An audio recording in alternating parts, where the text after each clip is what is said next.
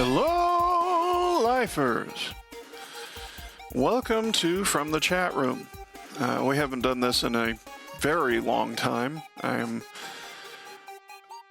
not entirely sure detail-wise why, other than we just haven't had that much to talk about, I don't think.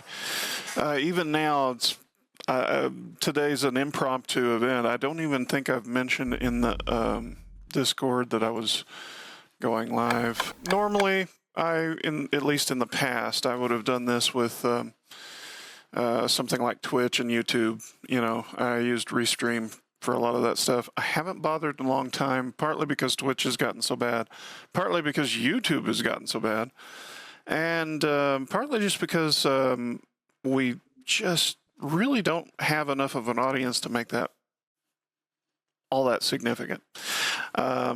So instead, we're just putting together a really, really sort of last-minute impromptu episode just to talk about kind of where we're at, what we're planning to do on different things. Especially, we're going to, I think, main topic of the day, talk a little bit about Half-Life. Right now, you've obviously got me. I also have WredBear here, and let me bring up his screen. So there's our basic game screen. We're going to take a look at some things in a little bit. In particular, we'll be taking a look at some of the Cat Life stuff and some of my old maps from Half-Life 1, as well as some of the videos and things along the way that I thought nothing particularly picked out. It's, as I said, I sort of considered planning this out a little more and then basically elected not to. First things first, WredBear, is there like anything of interest that you're like looking forward to? Movies, video games, whatever? Well, this year in particular, I think there's a lot to look forward to with me. Obviously, the big thing is GTA 6 coming out finally. I'm sure there's a whole bunch of people excited for that, but assuming it makes it. Yeah, recently there was like an explosion in the boiler room, so they're really trying to get it out. There's that whole bunch of movies I'm really excited for. Yeah, I think just the main thing is GTA 6. Well, I think there's some kind of interesting ones. Of course, just recently Iron Lung came out, and we didn't really have the means to go and like see it in theaters or anything, but I'd like to have. But earlier today, it's only been a few hours ago, the trailer dropped for A24's Backrooms film, the one that Kane Pixels is doing. And yeah, it's just a teaser, but I'm glad to see it. And actually, I don't know how to say this name. Posted it in our video, posted a link to it in our video channel. It's like 100 or something.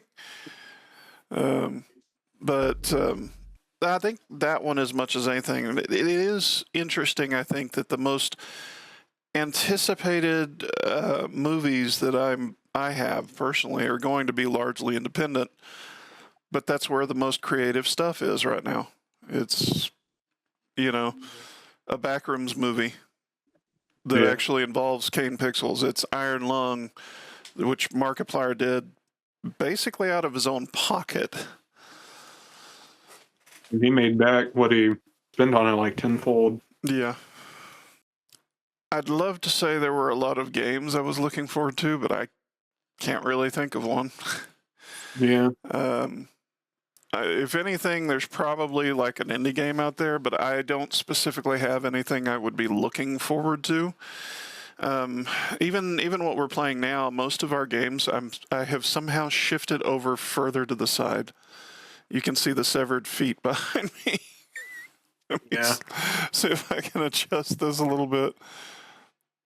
Or that, or adjust myself in some way.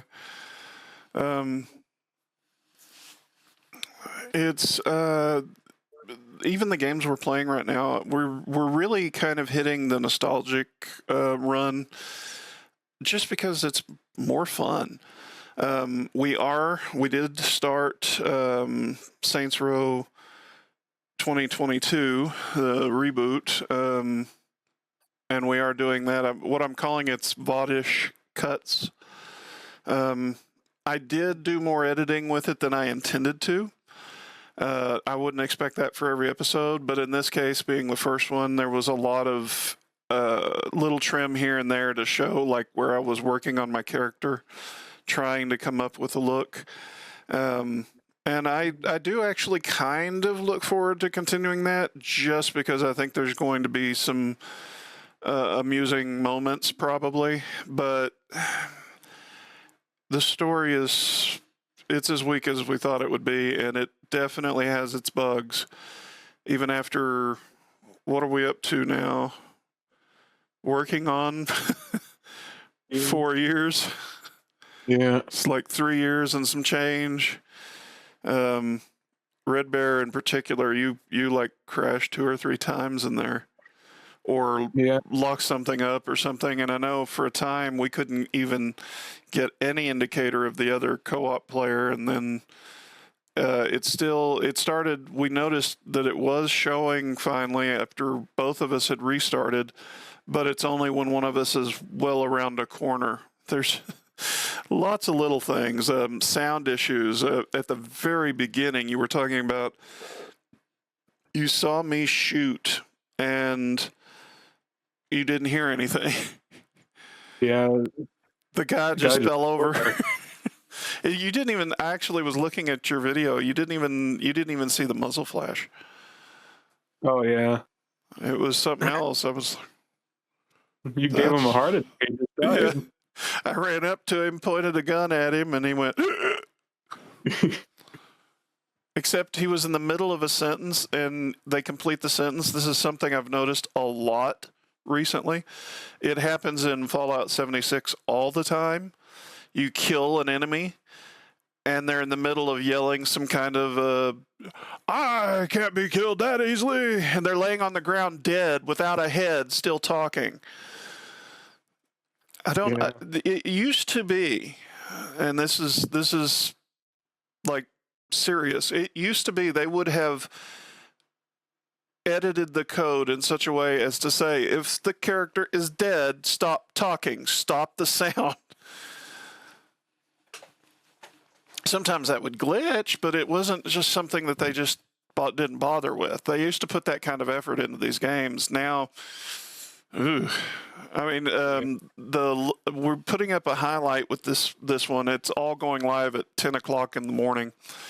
The highlight isn't a highlight. I started a new series called Lowlights on our secondary channel, and it's just me skimming over chunks of the EULA.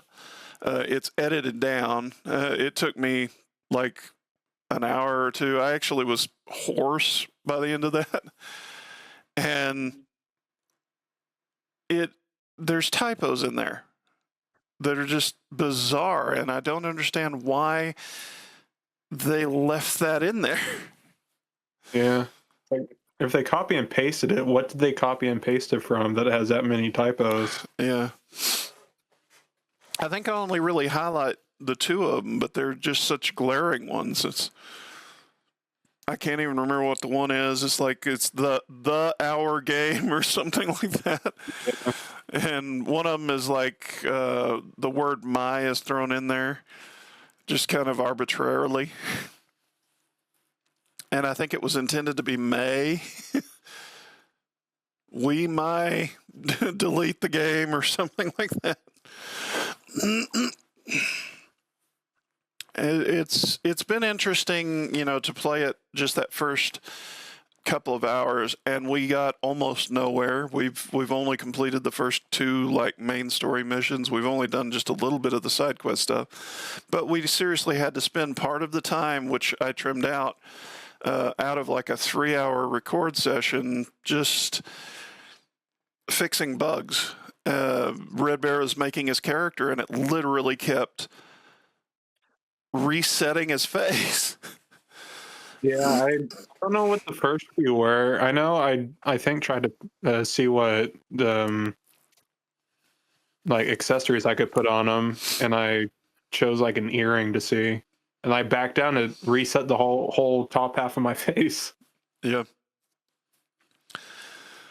And it is quite the face. I really tried. I tried to make him look as much as I could like Cartman. And like I said, I think when we were recording, it actually looks pretty good. I mean, all things considered, for a 3D, more grown-up representation of Cartman. Not quite as good as I think it could have, but I was actually kind of disappointed in that. For everyone talking about the fact that they had such a good customization, it's actually more limited, I think, than what we've had in the past. Yeah, just weird to say, because you would think it'd be the most expansive one, being the newest and everything, but no. Well, it really leads a lot of credibility to the speculation. I've seen a couple of videos from back when it came out now. I kind of went back and rewatched a few folks talking about it, and they were speculating, just about all of them, that was added in at the last minute, that they didn't have the character customization until there was some degree of backlash from the main character they showed in the trailers. I don't know that that's specifically true, but it certainly looks that way when you get in there, and you can slide the faders only so far. It's hard to explain to someone who hasn't actually experienced it, but when Saints Row the Third came out, and anything basically prior to that, I think even Saints Row 4 to some degree had it, you could go in and slide a fader over to its maximum, back out, and then go in and it would reset to 0 but not undo the changes you made. So you could really exaggerate facial features. That is something that I've talked about them before. Video Games Awesome used to do. It was Video Games Awesome Live. Fraser liked to make characters he called Duck. He did it in, I think the first time was maybe in one of the Mass Effect games. And he basically took the character mouth and kind of flattened it and just pushed it as far out as he could. And then like flattened the nose down, and it had kind of a Bill-like look to it, and he labeled the character Space Duck. He started deliberately manipulating the head, expanding the eyes real big. And because you could do the things like you could back out and then go in and continue to exaggerate your character, you could do that sort of thing. And so he made Space Duck, and then he made Space Duck in the next Mass Effect game, and then he did Saints Duck in the Saints Row games. It was Saints Row the Third and then Saints Row 4. And I think he tried to do it in GTA, and that one didn't work out as well because it's more limited. You actually are kind of limited to your character creation to just mixing pre-existing stuff and then making minor tweaks here and there. You could do more stuff to it in Red Dead Online. Like you could actually make different facial features, change your teeth. It was actual character customization with that. So hopefully they move that over to GTA 6 as well. Oh, I found the one that I probably wanted the most. Let me... They had already made a character, I think, in Saints Row the Third, and after that, they wanted to start. Do I have left screen set up here? Let me see if I can get this set up here. I haven't. You can tell I wasn't planning much any of this. Stuck in Saints Row. I am covering Ben's head with my. Into the plastic surgery. Put me down here with the chat. Hey guys, you have to change the body because that's how you change the skin tone. Whoa! Whoa! There's right point there.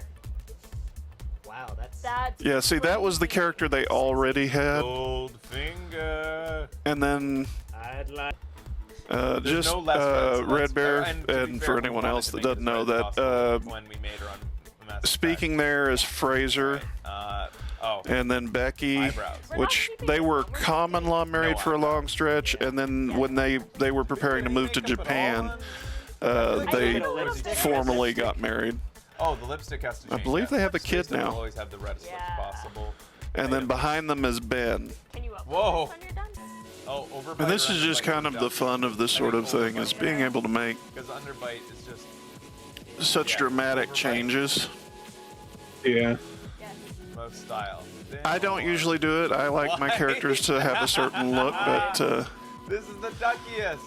some people Now You we'll know, decide on the most. really enjoy it. And Yeah, I usually make more of a normal looking character my first run through on a game. We're making it into a And straight then up when bird. I go back and replay it, I'll make them exaggerated. Eyes on the sides of you their can head. do an awful lot even with this one. It's just it feels somehow more limited than that. Whoa. Yeah. Whoa! No. We have to go right. We're ready There you go. to jump into our tenure as the most powerful The president woman in the of the world. United States.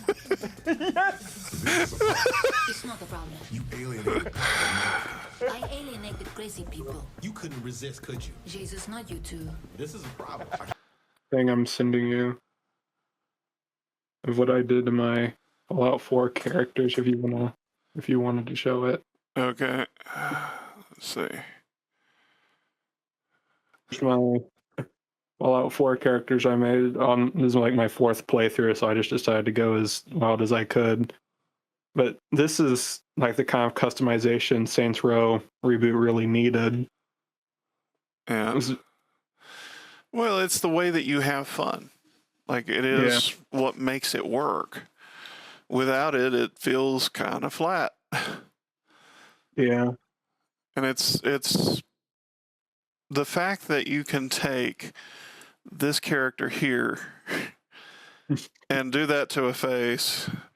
You know, the one over here is doable in most games with customization to a degree anyway.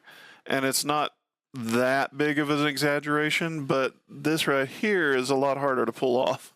I don't have this. They look completely different before I changed them to this.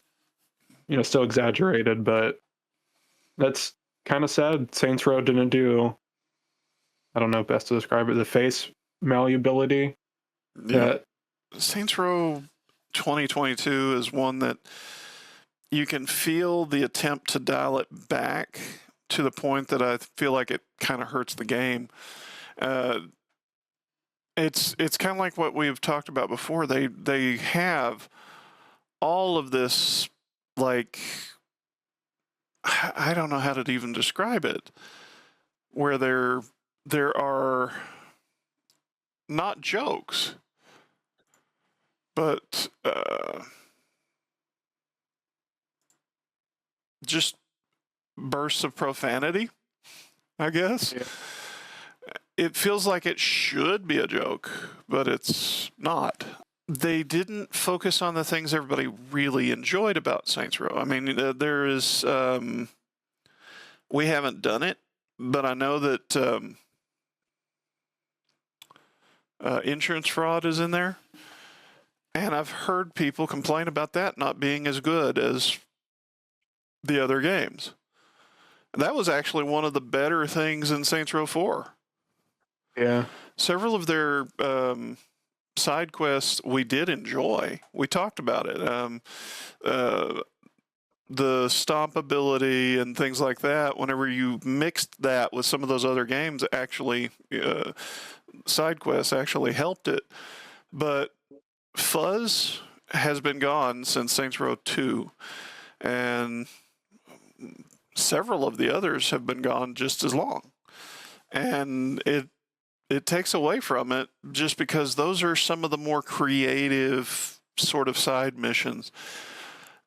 They would benefit more by doing those little side hustles with the ones that people really enjoy, refined rather than altered.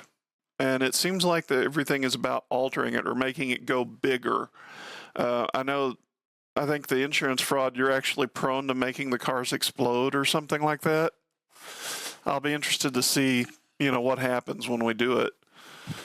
But that doesn't necessarily make it a better experience. Saints Row 2, we had fun with. Saints Row the Third, it was almost a step down from Saints Row 2. Yeah, it didn't feel as nice. Beyond the Saints Row stuff, though, obviously that we're just getting started with. My voice is already kind of giving me trouble.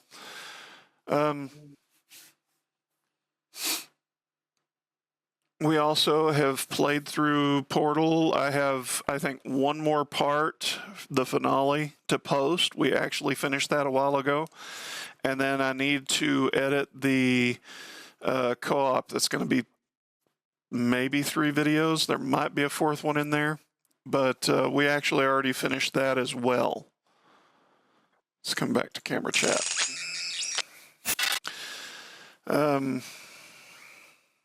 Now, we actually enjoyed that. We did a double plays on that, playing the co-op. And had a pretty good time, I think, didn't you? Yeah, it was actually funner than I thought it was going to be. Of course, it's kind of nice. Valve's pretty good about putting in, like, effort into not only the story aspect of their games, but into sort of building the framework up to support the story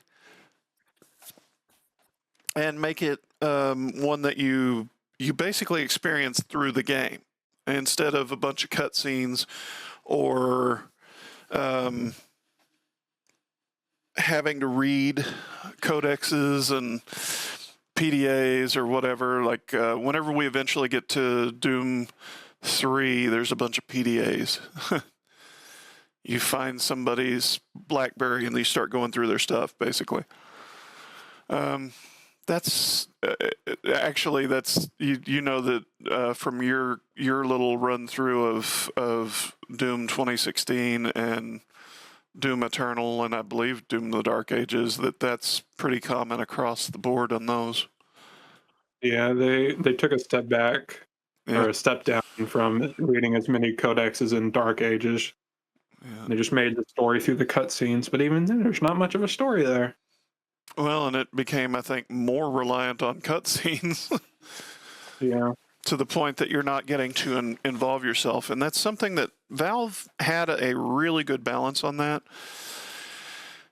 And it's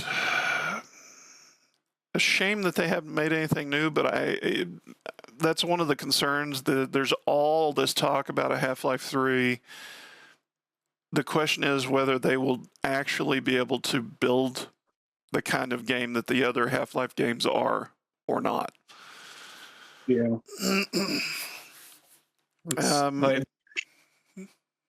I was just going to say, there is definitely another Half-Life game in the works. There's been a whole bunch of data mines and stuff on SteamDB and just other stuff of a HLX being in the code.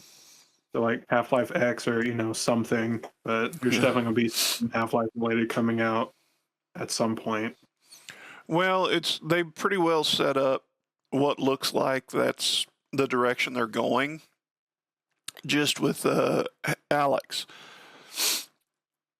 Kind of wonder exactly what they're planning to do there, though, because the story took a huge veering turn with Half-Life Alex, because you get up to the end of episode 2, there's this very definitive and everything's been very serious, and then all of a sudden we're doing timey-wimey. We're doing weird stuff with the G-Man, and I don't know whether that's going to work or not. We're going to have to wait and see. If this was like, I don't know, 20 years ago, 25 years ago, I'd be more optimistic. I think their next game, if it's not already out yet, is going to be Deadlock, which I'm not really sure what that is. I think it's a hero shooter. I could be wrong. I don't know anything about it. I just know there's people excited for it, of course, because it's a Valve game. Yeah, Valve has so far built themselves a really strong reputation. Hero shooters, we've hit a sort of an upper limit on that, where basically Fortnite became popular and then everybody was making hero shooters. You had Fortnite, you had Overwatch, you had Team Fortress 2. People loved all three of those. Yeah. And then you got every single possible variation on top of that, to the point that people are kind of getting burned out on that concept. Well, they're all the exact same, just repaints. I know, that's what I'm saying. They're not doing anything especially new. Valve has, in the past, tried something particularly new, and then just, I wonder if I can find a video clip of it without having to jump in the game myself. It's a fun game, but it was pretty much dead right away. Yeah. Let me pull this up. This is from a channel called Throneful. I'm on the wrong screen here. Get back to the basic game screen. There you go. Let's see. See if you can hear that. It's a game called Ricochet. Are you able to hear it okay? Yeah. Yeah, so this actually is on the same engine as Half-Life, the original. This was something that they developed that was a fun, fairly fun game, competitive. Largely your goal was to knock the other players off.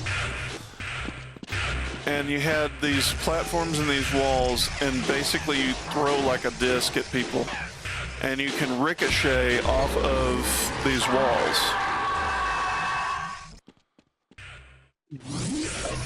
So it's fun, but also just didn't work. Didn't ever take off. I don't know the whole story behind it, but I never really knew anybody playing it. It's not that I can tell it's not a bad game or anything, but it's kind of a mod, kind of the way that Counter-Strike was a mod and Team Fortress was a mod. It just never took off the same way. Quieten that down, my word, that's some noise. They have a history of making really good games, and we're actually about to take a look at Half-Life, just some of the other aspects of it, but they had Half-Life, which was made with the Quake engine. It was a modified version of the Quake engine. And then the mods that went with that. And then Half-Life 2 and Portal 2. The episodes for Half-Life 2 that were... the idea was they were going to break it down and make them easier to digest, so to speak, instead of waiting for 5 years or 8 years or whatever to get a new game out. They were going to make them smaller, sell them for like $20 instead of $60, and just put out 3 of them over the course. So you'd get like a third of the game at a third of the price, and then they could sell like a set by the time they were done that would tell the entire episode's story, and that would allow them to continue things on, and then Half-Life 3 could come out with a new engine and be the next step along the way. So you didn't have to wait so long to get there, and then they gave up on it after like episode 2 and left everybody on like the most horrible cliffhanger possible. And that was it until Half-Life Alyx. So, and they still haven't technically resolved anything. They made Left 4 Dead and Left 4 Dead 2 through one of the other studios. It was it Turtle Rock or something? I don't remember now. And it follows a lot of the same rules while being a 4-player co-op. A lot of the same style of gameplay. That's one of the few places where you do the sprint by default and you use your shift key to walk. That's something I had actually forgotten about because it's been so long since I played one of the Valve games. That takes a little getting used to, actually. There was in development at Valve or around 2013 and 2016, a Left 4 Dead 3, but it was going to be an open world game set in Morocco with the Source 2 engine, but it was canceled, which I think was probably for the best. Yeah. An open world Left 4 Dead game would be nearly as good as the first two. I don't see that working as well. I can't say a lot about it, but I'm working as well. I'm trying to get sort of set up here for where we're going to take a look at some of the Half-Life stuff. Before we do that, I did want to say a little something about some of the other things that we're working on. So we've done Portal 2 pretty much in full. I haven't edited everything for that yet, but I have finished the Portal 2 single player. There's only one part left. The Portal 2 co-op, I haven't edited on yet at all. I was trying to remember if I've even started. I think I may have started the first episode, but I haven't finished it yet. We do have a Fallout 76 video that I'm working on, but I kind of stopped and now I don't remember even what we did. Yeah, another episode for 76. Do what? I keep forgetting we have another episode of 76. Yeah. It's largely just me and WredBear. We haven't even touched the forest in long stretch, and we need to kind of get back and finish that off so that we could move on to like Sons of the Forest or something. But we might want to skip that one and go straight to 3 because that one's coming out. Yeah, that's what I'm saying. We're falling further and further behind. That said, right now, as far as games that we have like in the pipe, basically, like I said, we're gonna start Half-Life. We tried recording an episode's worth of video, and I screwed up and did not have the audio capture set up on OBS correctly, so we lost all the game audio. So we're gonna have to start all over there.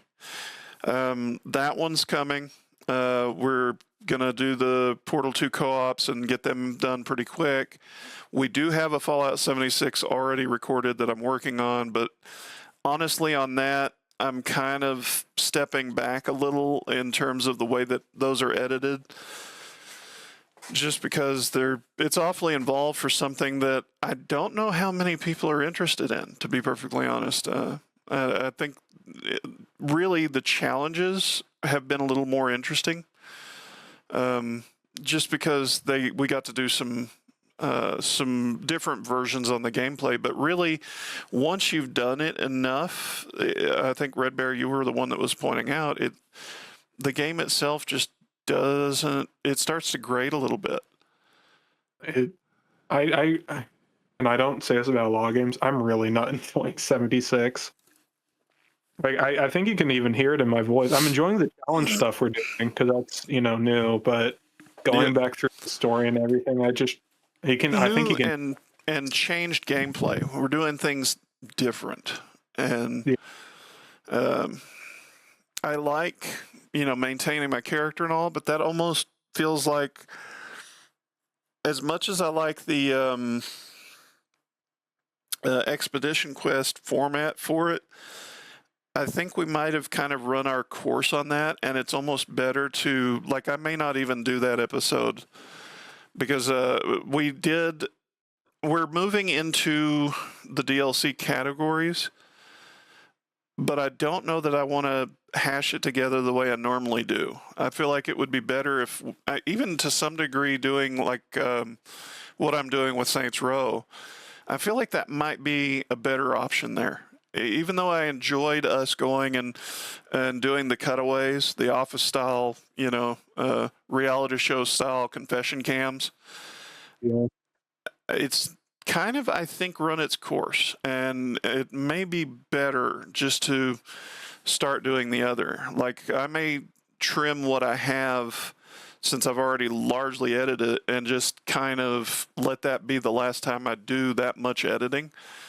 And I may not worry about fitting all that stuff together anymore, because the way that we have done it works as long as there is something to work from. But I don't think Princess Music's enjoyed it at all. And Mixer hasn't really enjoyed it whenever he was with us. It's not so much that the game's not fun, but the way they released it, the way the initial story plays out, relies so heavily on reading consoles, finding notes, and that sort of thing. And the better stuff is once there's actual NPCs involved. And even with that, it's kind of unless you're doing something creative, like with the challenges, the Gunslinger Flux is the first one of those. We're going to do one that's like a superhero flux or something like that. A Barbarian or something like that, Flux, the different ones that we're going to tweak, and where we can play with different worlds with different sets of rules, special overlays and things like that. All that stuff's in game. That the effects we applied for Gunslinger Flux are just custom world stuff, and that makes the game more interesting because it's different, and it requires you to play the game different. It also requires a subscription. So we need to make use of it, but that might be better than what we have been doing. Like, as far as focusing editing on that, probably better. Plus, with that one, we're using the face cams because we're largely recording those during convention runs. So if we wanted to start up, say, the Barbarian or something, that might be, something to do. I'm definitely plan to continue and do the gold heist and all that, but I think that might be the better option there, and it's time to kind of wrap up the playthroughs for Expedition Quest specifically and start doing Avadish cuts with that. There is still technically all of the Left 4 Dead 2 story videos to come out. I've put them on the side. That's gonna stay on the side, which is kind of weird because I'd forgotten that we recorded those with Mixer. Yeah. And it's there's some pretty good stuff there, pretty funny moments and stuff. I may kind of trim those up in the way that I edit, maybe a little bit less of what I did for the original run, because the original run, we were putting in a lot of extra effort in terms of the editing, and I've just Left 4 Dead 2 came out in what, 08, 09? Somewhere in there. It's kind of old now. Yeah, 09. Yeah. So we played through all of the Left 4 Dead 1, which came out 1 year earlier. And so we're playing some really old stuff in that regard. Well, Half-Life's even older than that, but Half-Life is kind of in a special place right now. And I think a lot of people are kind of taking an interest because there is the threat, as you might say, of a Half-Life 3. And we've got a ways to go with that. I did tinker with Black Mesa. Black Mesa in particular is neat. It uses the Source engine. It looks really good. My thought on Black Mesa in particular, I had intended for us to actually play it co-op. We're going to use Synergy, I think, to play through Half-Life 2 and the episodes. The problem with that is that Black Mesa doesn't work with Synergy. You have to like make some changes and do some stuff, and I'm not going to do all that. It's kind of a neat way to play the game. It does change it a little bit. Among other things, I feel like it makes it easier because the game is balanced for one player. But I do like the idea of let's do it that way and have the fun of that. And then we could always incorporate somebody else if they wanted to join us along the way. I've had in mind for a while now doing the Doom series. And only reason we hadn't started that is actually we found out they made their release of that like updated Doom 2 package, and we can play co-op in that. So kind of like the idea of going back and doing that. Yeah. Other than Half-Life, the next thing I want to start that is an old shooter would be Unreal. I want to go back and hit up Unreal. We still actually do plan to go back to the Sonic series. We're going to do Sonic CD, I think, next. But that one you were going to be playing WredBear, I think. I think that was the plan, wasn't it? Yeah, I think so. And then I was going to do Adventure 2, maybe. Yeah. So we are going to work through that series, but I kind of wanted to space things out. See, we also started Roller Coaster Tycoon Classic. And right now, that's easily the best as far as our viewership goes, the one that everybody's been the most interested in. So I obviously want to keep that going. We just finished Diamond Heights and posted that video.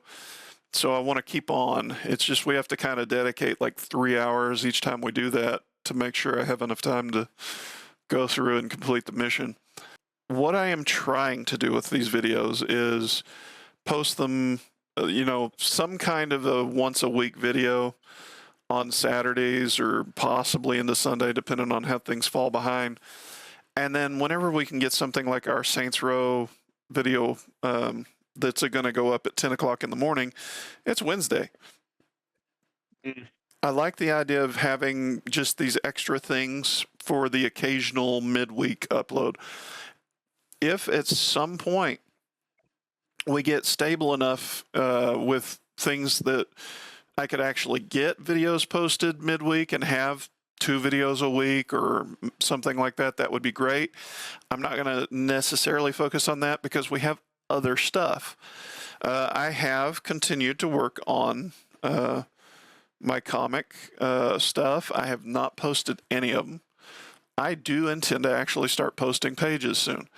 I actually did have a couple of the new Errant Pixels up, like several pages of the Boundless comic up. And I pulled all of that stuff down, partly because my own art style kind of degraded with those. And largely just because the story changed a little bit as I was working on chapters. I've been working on notes so that I actually have a plan sort of mapped out on what I'd like to do and how I want the story to proceed. And I like it better than what I was working on before. So I was planning to start over, and it has a couple of years have gone by since I actually intended to. That's because I actually had in mind, hey, wait a minute, why don't I finish book 1 story first? I'm up to like chapter 4 or 5 in terms of the notes. Kind of fell through just because I added, of course, I started work on the Errant Pixel story. That one has gone through a couple of different goes. The original Errant Pixels, I think, is still available in the Border World Stories site, the sub-site that used to be Friendly Garg's stories. It's largely archived, and that comic is. It was going to be a hand-drawn, hand-inked, and then colored in Photoshop type of a story, which gave it an interesting look. But also, it started to get a little bit kind of ugly at times. Certain things didn't work out quite right or whatever. But also, it was all basically Half-Life oriented. The first several comics was Gordon Freeman or Barney or the scientists doing things. And a lot of the comic projects I've planned along the way did the same thing. I can't remember what it was called, but I actually had been planning to do one that was going to be sort of a retelling of Operation Save Friendly Garg and then building off into its own thing. And it was going to incorporate, the old forum members and that sort of thing. And I've moved away from that mostly because it was still very Half-Life centric. And really, I don't want to be so heavily tied to an existing IP like that. And that's kind of where Errant Pixels was. It was completely tied to Half-Life, the Half-Life 2 stories in particular. I restarted that with basically a very loose reference to certain game studios, with Fallout being probably the most prominent among them. And didn't really get what I wanted. I was planning to make it more, I guess you could say more like VG Cats, where it was just sort of games in general. And ultimately, I just don't like that idea. Most of my projects, if you've followed them at all, tend to favor like episodic content, tend to favor an actual like continuing story comic run. And so I did decide to go ahead and restart that. And I actually did the same thing that I'm doing with Boundless. I also have, let's see, what do I have? 1, 2, 3, 4, 5, basically 6 comics worth in mind, 6 different titles. And I was sort of developing each of them at the same time. And I was like, you know what, let's turn our attention back to Boundless. Let's get it started. My own art skills have improved since I last worked on it. And the idea is we're going to just put this one up this time. One of the biggest pitfalls you can fall into when it comes to webcomics is not wanting to leave well enough alone. You put something up and then want to go back and change it, want to go back and redraw that page, want to go back and fix that page. And you'll never make progress doing that. And I know that myself. I know better than that. Basically, I feel a little better where I'm at now because it's more structured and I want to get on with it. I want to get it started.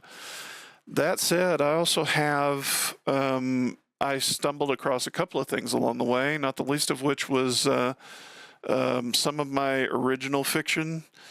And so I wouldn't mind actually writing up some new short stories or some new articles or something like that. I actually was digging through, and it was something I had thought about looking at, and then sort of moved away from that. Just with what we have here. Let's see, what have I got here? From the old website, because our website goes back, technically, my side of it goes back to probably the late 90s, like 99 or 2000. And Friendly Garg's side of it, which is now the Border World story side of it, is... I think potentially older than that. His goes back to basically when Half-Life, especially Spen co-op, was a thing. So it has a lot of history depending on which part of it you're looking at. Open up some images. Just to show some of what I pulled up, the current version of the site has been around since 2006, but we didn't get into articles until probably 2009, at least in the current form. Prior to that, we had just a pretty much hard-coded version of the site where I wrote the code and I incorporated a couple of scripts, and that was kind of what we worked with. And it's much more functional now. But back then we had 2009 articles and reviews even. Cyrus Rain had that's actually, I think, what the Borderlands one was from. That was from his review of Borderlands. He was writing a series called Broken Controller. I'm thinking this was from Battlefield Heroes or something like that, because they were making a hero shooter out of the Battlefield franchise.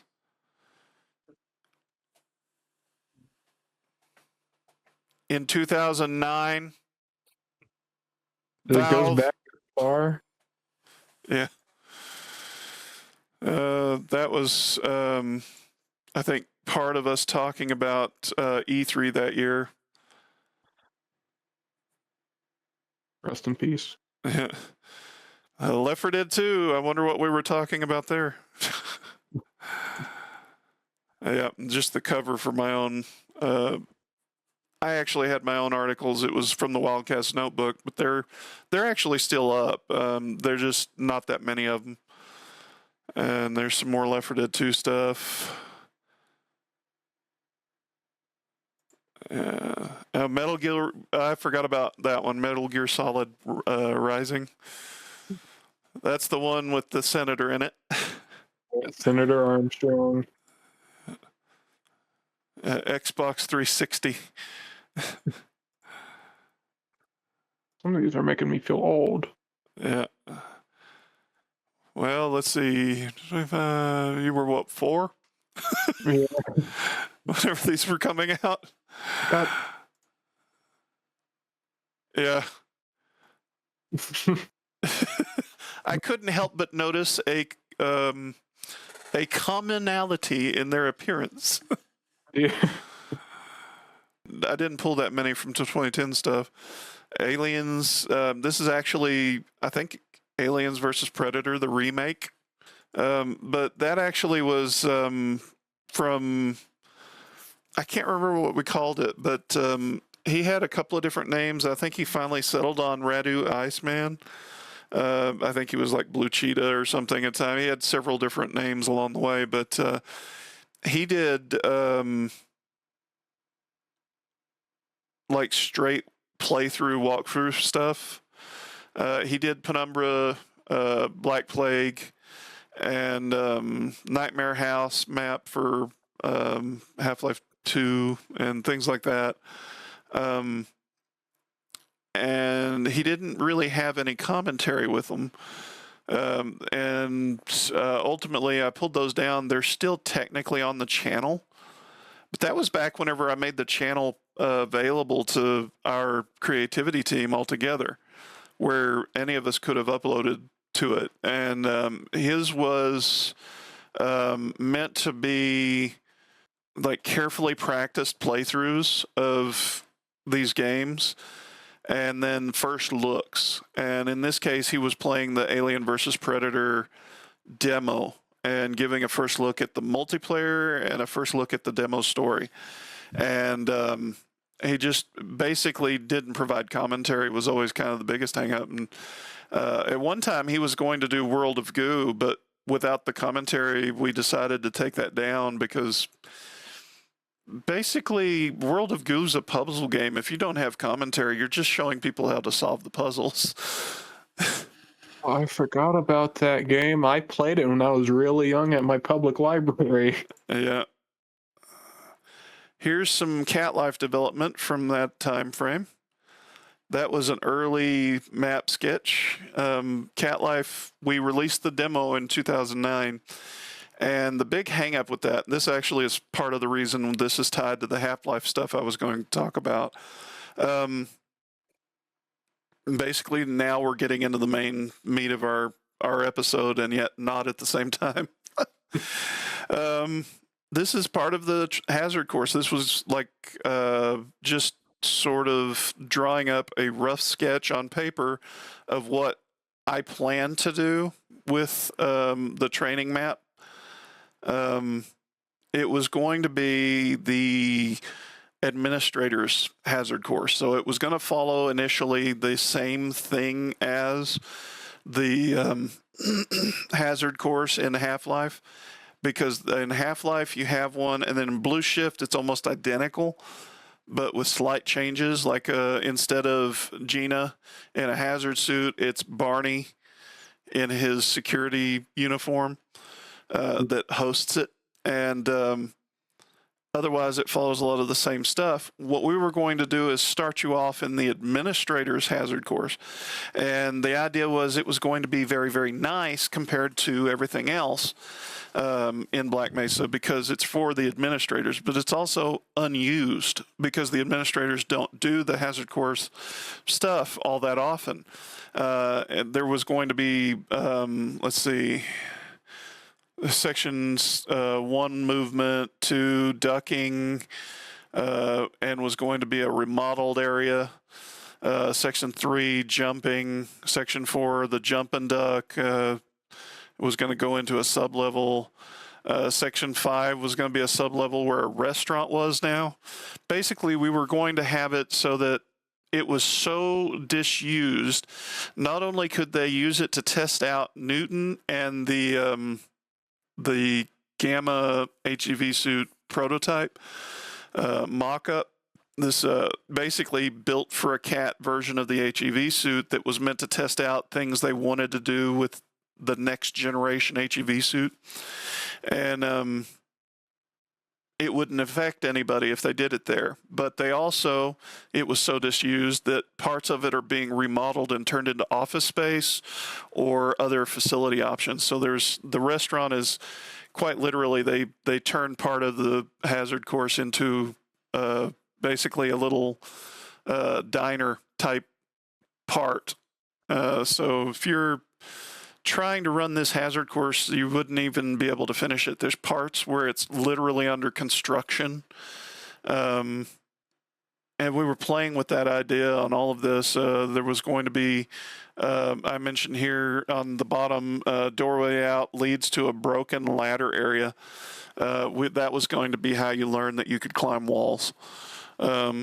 So a lot of involvement there. There's an upper level and then the sub-level part, and you were going to start out sort of in the intro part with a couple of scientists behind what isn't really a two-way mirror, but it's a very hard to see through window.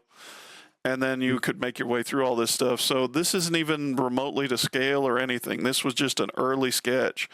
One of the criticisms that we got after the demo came out even was one of the guys that went on the podcast 17, he had just released or been part of a mod that was releasing, and they were really flattering to him, you know, because it was a really good mod. And then they brought up our demo, and they actually kind of asked his opinion about it. And he was saying something like, we probably didn't have any planning documents, and mods like ours would never go anywhere. And the truth is, it's not going anywhere, but it's not because we didn't plan. It's because we couldn't get the team together without probably actually hiring people to do stuff. I released this, I guess, around the same time. This was just a cat concept, just trying to come up with this idea.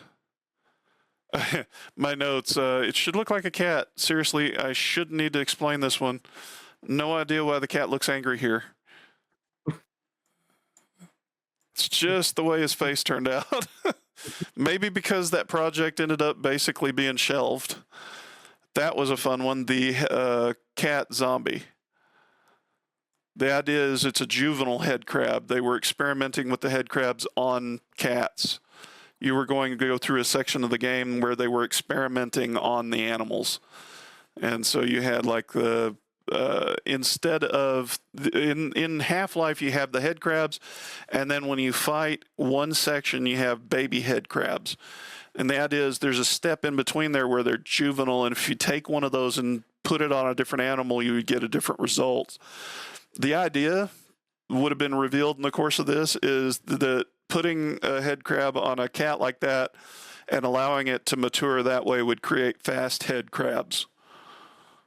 Mm. And that's explaining away some of the stuff that you see in Half-Life 2. And then this was the this was Newton in his armor. Newton probably needed to be more shaggy. The idea was that he would be like a Maine Coon. They get so big to begin with. And then he is one that is both genetically and cybernetically altered. They did experimentation with him, and it was failing on most cats. So I can't remember his name right now. The doctor that owns him deliberately took him to serve as a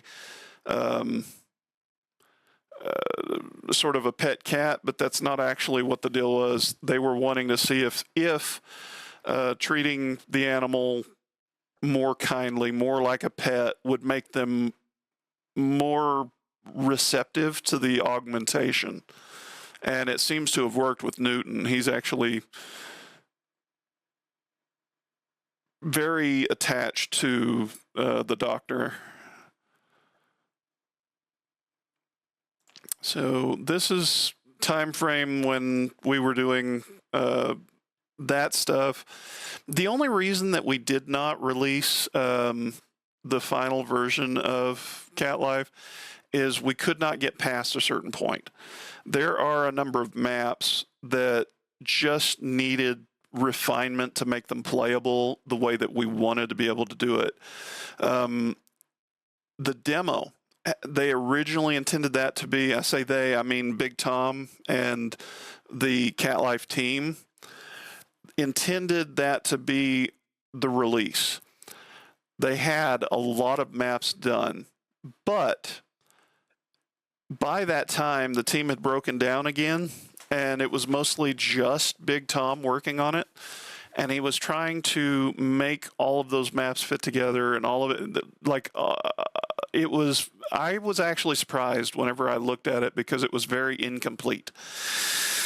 They had a hazard course. It had nothing to do with the concept I showed there. But it is, decent enough as far as a cat hazard course is concerned. But they had a lot of textures that were taken from like Opposing Force or Blue Shift or something else. Not a good idea if you're going to make this mod playable to people with just Half-Life. There were also some other things in there that we'll take a look at some of this stuff in a little bit that either were broken or too risque. And then there was the fact that it was still basically human-sized everything. The intention was to make it fit better at some point. But in order to do the cat, you had basically two options. This is a fun picture.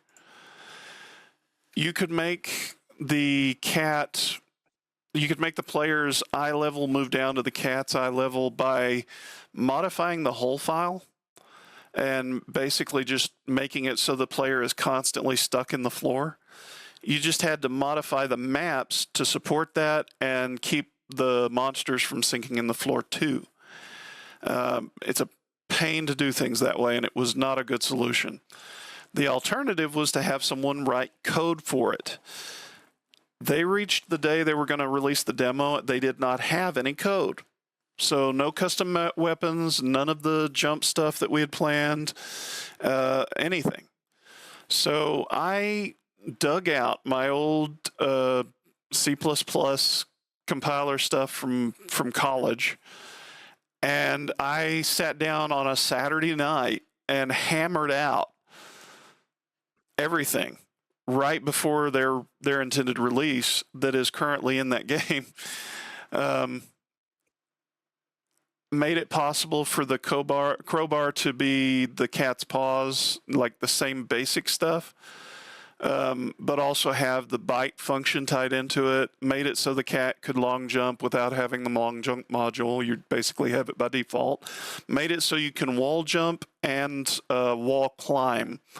But all of it is very buggy, very messy. Like if a professional coder looked at that, they'd be like, because it's terrible.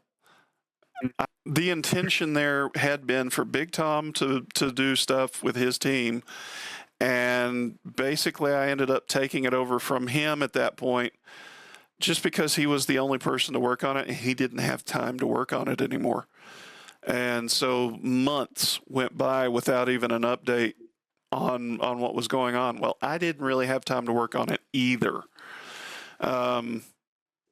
We put out the cry for help on more than one occasion, and every now and then we get a new team lead that's going to come in and organize things, and then they fall off really quick after. Usually everybody wants to be a part of the team. They want to be a part of this. I don't know where it's at. It's over there. There's even an article from Euro PC Gamer or something like that, where they interviewed Big Tom about cat life. I have a copy of it on the wall. Everybody wants that part of it, but the part of actually getting the work done is much easier said than done. It's very involved, and you have to be able to kind of commit to it. And most people can't unless you're paying them money, and we just haven't had a budget for that. And I would do it myself, except I would need in some way to kind of dedicate time to that without cutting into everything else. And right now that's not going to work. It would take me quite a while to do it if I'm doing it by myself, and it would eat up time I could spend on other things that I want to get done for the website. So we're not doing that. But if at some point the financial situation changes, or something where I can spend more time on that sort of thing, I'd be actually pretty happy to go in and try to finish that up. I don't like the idea of it being incomplete. We made the 2009 files available for download so that someone else could pick it up if they wanted to and kind of do their own thing. I know of at least one person who asked about it and presumably picked up a copy of those. But haven't really heard from that many people in that regard, and it's not something you even have to ask me about. I put the links in that particular announcement news post on ModDB. It's involved. It requires work. The last person that we had one that worked on it for a short time and then left, and then we had another person who was interested. But then as soon as they started taking an interest, they wanted to go with something maybe with Unreal Engine and not specifically Cat Life. So we developed an idea for kind of a medieval fantasy type thing, and I started writing up a story for that. And then they just disappeared again. It's been that way. Been that way all throughout the development of this particular project. We'll get someone who's going to be a team leader, or we'll get someone who's going to be a mapper, or we'll get someone that's going to be a voice actor, or we'll get someone that is going to do something like develop 2D assets or 3D assets. They will do a little bit and then just float away. So now that project goes back to like the early 2000s, like 2003, I think. Wow, has it been a long time in development when you think about that. That was 2 years before you were born. Yeah, 23 years now. Yeah. And we're not really any closer to being any kind of improvement.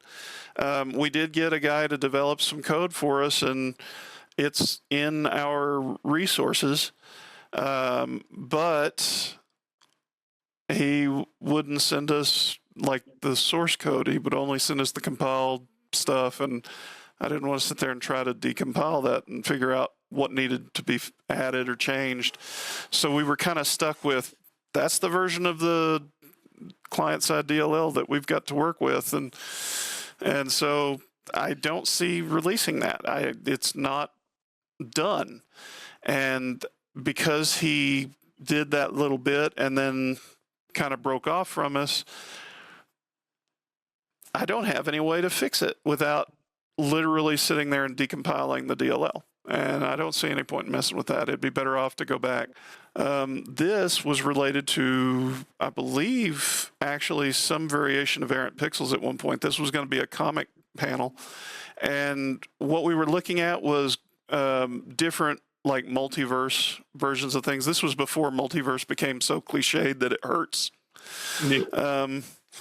This was, we had kind of a fantasy universe. This is Gordon Freeman with the high elf, and Lord only knows what that gun does.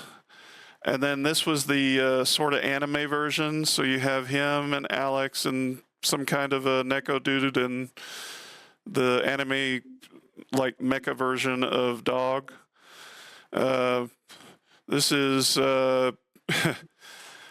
Gordon Newcomb, who was Duke Nukem's brother, was one day in an office typing at a computer. Was just a gag that I thought would be funny. What if he was in a Duke Nukem universe?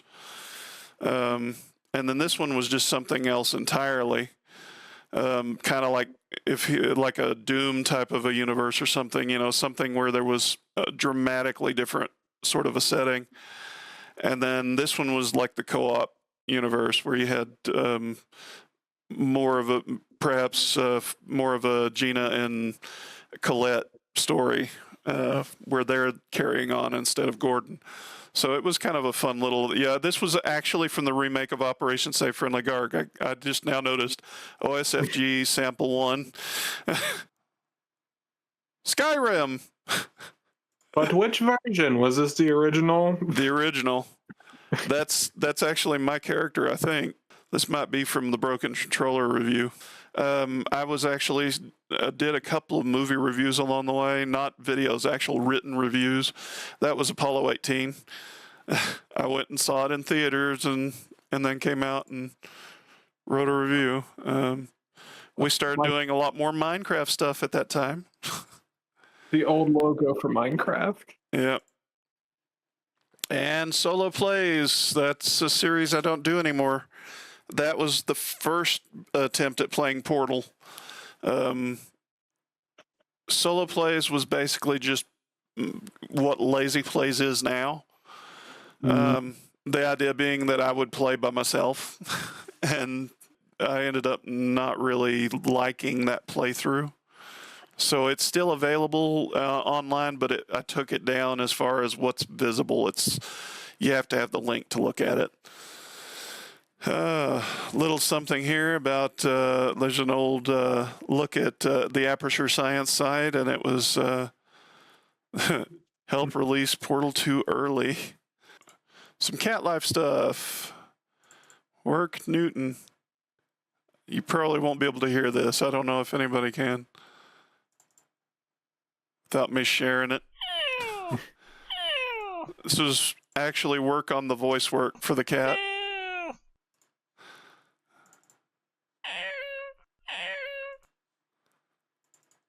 This one was my favorite, though. Coming up with a sound for wait, what? Didn't plan on him doing much, but we wanted to have some sounds. He's a smart cat. These were some early versions of the icons, and I don't know that I can make them big enough to... Can I open this with photos or something to blow it up? Edit with. There you go. There's an early version of the the logo, and some of the other icons.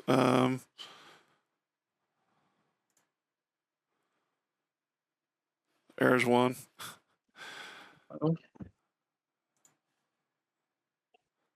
I don't know how many of these I want to look at, but these were fun enough. And I think this is where we're getting to the actual logo now, or the ones that we've had. Nope, still not there. That one I kind of like, though. This was the one I think right before, and this may be the icon that we still use. Don't remember for sure, but I like that one. Yeah, that one's cool. Yeah. We had team members log. They were keeping track of some of our team at the time. Map list. Try not to pay too much attention to these things. There were some serious plans, and again, I have a lot of these that I can actually, if I debug them, make work. It needs work to finish it up. Didn't quite pull through, and then of course I mentioned this. This is one of my old avatars. That was my Half-Life model for Half-Life for the deathmatch game mode, and for use in comics. And that was the snow version. Yeah, there he is. And that's my logo that I don't use all that often anymore. Did you make that before you drew your character or after? Well, this is a fair bit after. I've had that character since. Technically, I've had the character since I was in like grade school, but the design I'm using, I started really refining in middle school. So you can go back to like late 80s, early 90s. I didn't know it went back that far. Yeah. Some variations of him goes all the way back to like my 8th grade year. Yeah, here we go. BWL walkthroughs. Radu Iceman. That's the videos he was making. And Cold Plays, I forgot about that one. Cold Plays was his like not walkthrough videos, but his just like the preview of Alien versus Predator. I had the Left 4 Dead cast. I don't remember what that was referencing. And then Cyrus's reviews. Broken Controllers with Cyrus Rain. A lot of sort of nostalgic stuff there. Now, we are starting, or actually have already tried to start a Half-Life playthrough. So I'm going to open it up and look at some of the other stuff that we had that we lost that first recording. We also lost looking at the fun stuff that I had. So we're going to take a look at some of the maps that I made, and then we're going to take a look at Cat Life again. Interestingly, there have been several videos recently that people have found Cat Life. I don't know why. Just it's something that has come up in like within the last few months. I don't know why. It's just like people have figured out it's there. Let me see. I'm going to start a thing. It's going to be a junk password and all of that. Like if you were actually watching us right now, you could actually join that server because I'm going to be making single player stuff. I'm going to let it start on a random map. See what it does. See which one we get. You're going to see me looking that way. It's because my camera's flipped. Oh, it put me into one of our maps. Well, I wasn't planning on that. Let's see. Let me look at the options right quick. I did actually go through and properly install these. They weren't the last time, so there's those. And some of the old ones that were like you could play Barney, and then that version, and Gina, And G-Man, these are all the default stuff for multiplayer. It's just deathmatch pretty much. Team deathmatch, and then mods added the other stuff. But then you also had Ivan. Ivan the Space Biker. That was Gordon originally. Recon. The Robo one was, I guess, in the like German version of the game.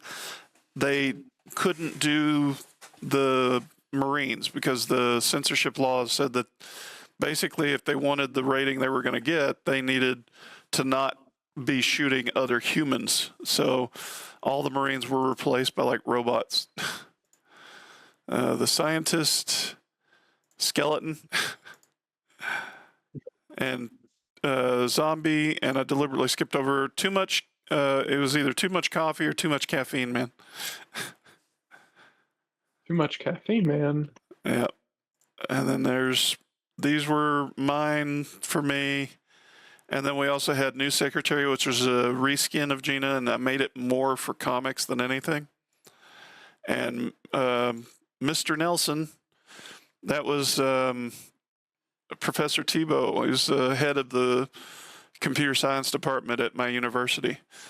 I used his photo and modified the G-Man model to make a version of him for comics and also for multiplayer so that he could play with his own character. Because back then we played these games in the computer science department lab after hours.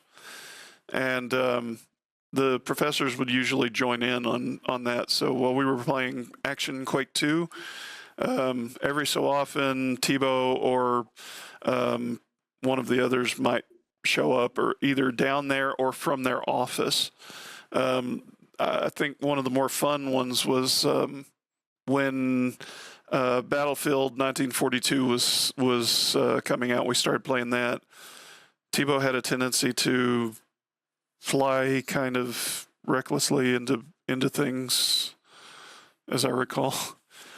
He actually passed away not too long after I graduated. Rest in peace. Let's see.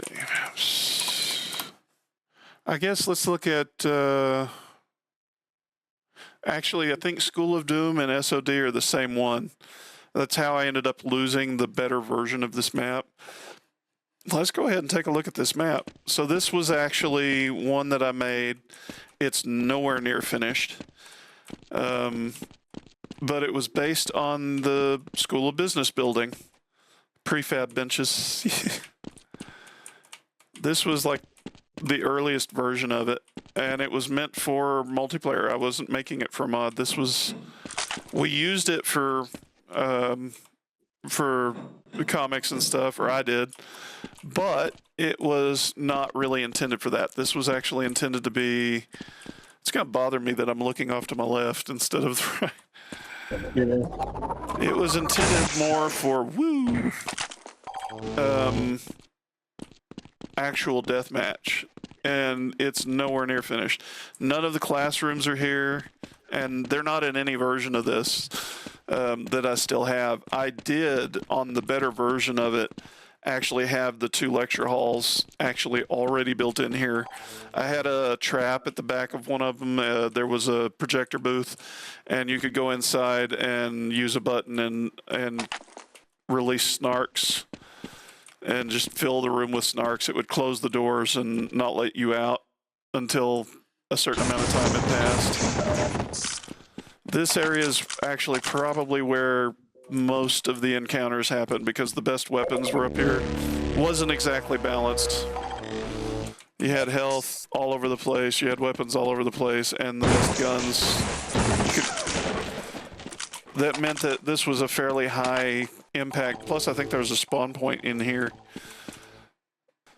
But this was the areas where the professor's offices were. Let's look at School of Doom so you can see the progress. This was actually where I first seriously started messing with mapping. And you can see there's a wall outside this one because I wanted you to be able to go outside You can see it's improved. It looks a lot healthier than the last one. It's still nowhere near done, but I don't hear you. What'd you say? It still looks pretty good. Yeah, it was definitely an improvement. You can see my stairs improved too. Yeah. And it's obviously running a lot better. Same basic layout, of course, but I still like my booby trap over here. It's dumb, but it's here. So you can climb the walls, and then there's goodies on these corners. Only one problem, though. If your opponent happens to come up here... Oh, missed. There we go.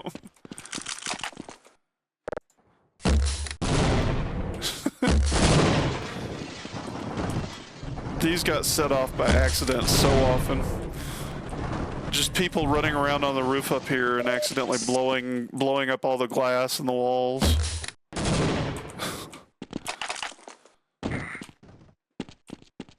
Yeah, you can see I even started adding some extra detail work in some of this stuff.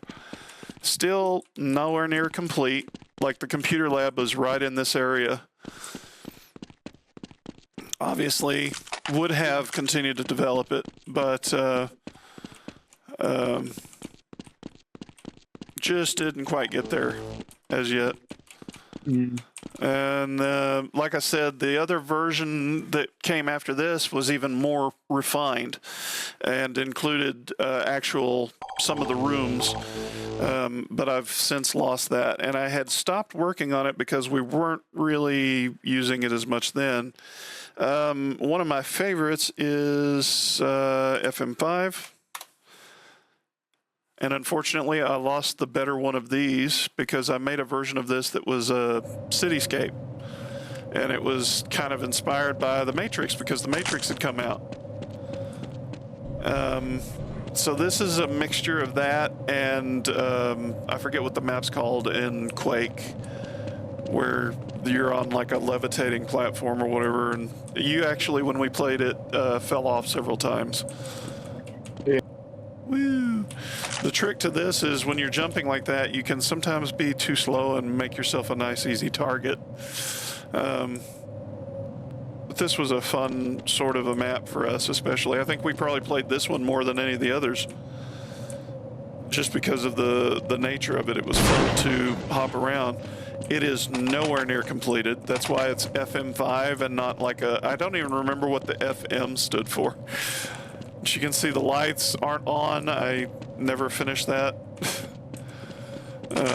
This was the 5th iteration of the map.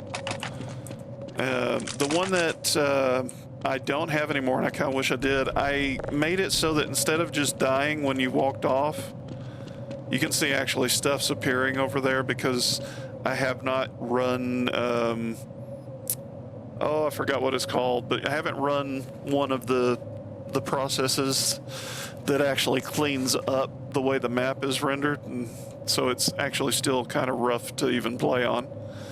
If this was on a computer back then, it would have been a little more janky. But instead of dying, I built like a fog bank and made it so that once you fell into the fog, you would get teleported into a lower section of the map, like a city ground level, and then there was a phone booth that you could go into to teleport back up to the top. And it was a fun version of this. It actually looked a lot better than this. That was based on that map that I mentioned from Quake and an Action Quake 2 map where we played Raptors versus Penguins a lot, and again the Matrix. What you'll see basically as we're doing this, let me look at what I have again, is that my mapping skills improved over time. Let's see, rest core pool party, lambda bunker. Let's make sure I've got most of what I'm doing. let's do theme park.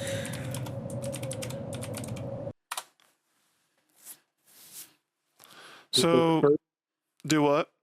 Is this the first theme park? Yeah, fun ride. This is the cliffhanger. I like the way this looked too. It took a lot of work to get the texture to look like this. What you'll find is I tend to iterate. I make a map, like a base version, get stuff working, and then save a new version of it and keep expanding on how I do things.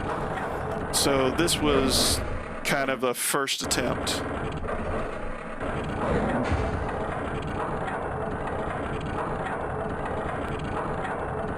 Very simple rides, but I wanted to be able to actually have rides in my theme park. And the idea of this was going to be the Black Mesa amusement park, so everything has kind of a Half-Life look to it. Get off of here. On this version, I believe these move. And so you need them out of the way while the car is moving up the lift, but then they have to move back into place. A later version of this will be more like the real cliffhanger from Six Flags, where part of the track is, in this case, retracts. Normally it would swing down if it were the actual thing. This would actually work a lot better in Source, because you could take advantage of the physics and that sort of thing. See if I can get to look at this.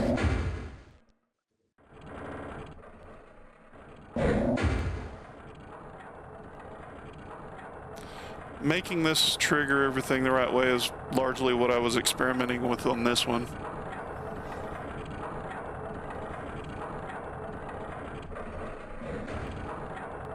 It's probably the best as far as most of the rides. This is an invisible house. I'm not going to go through it like I did last time, but the entrance is right here. And the best guns, as far as the most powerful stuff, are all the way on this end of it. There's a spawn point on top of it right up here. And what you would see more often than not is somebody running around on the invisible surface, or somebody get in here and, unless you've done it a few times, not necessarily understand the layout of, it's a maze. So it's an invisible maze. So you'd see somebody stuck in there trying to find their way around. Had a lot of back alleyway type stuff. If you went running around, you could get explosives and stuff. There is an observation tower somewhere in here. This is actually just underneath my roller coaster. It's a monorail that doesn't have any supports right now. And yeah, it's a levitating roller coaster. There's a first aid area down here somewhere. I forgot about this. If you got over here, you could try to pick people off or be evil. Uh-oh, they're coming after me. There's no target over there. Come on. Keep coming. Oh, where'd you come from? But yeah, there's a bunch of chargers and stuff. You just run the risk of somebody getting the snarks and releasing them on you while you're in here.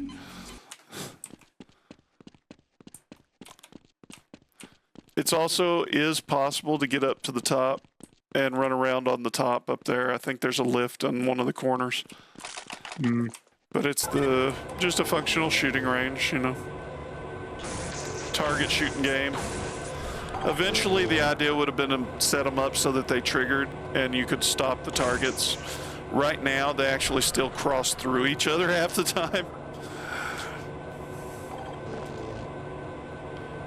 It's this one in particular. It tends to plow into the other ones.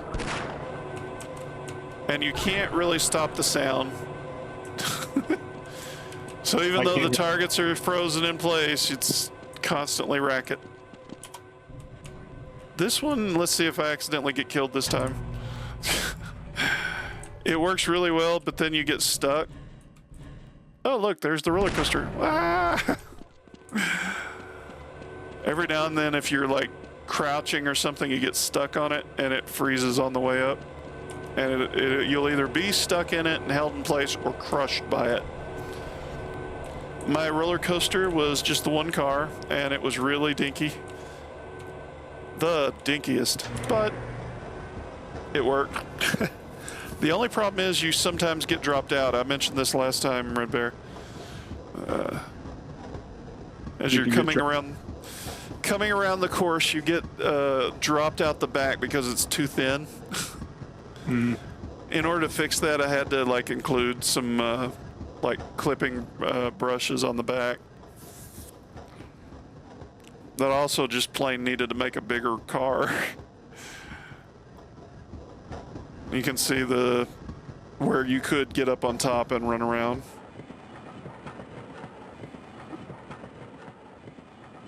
I think I'll look at Battle Bay next, but yeah.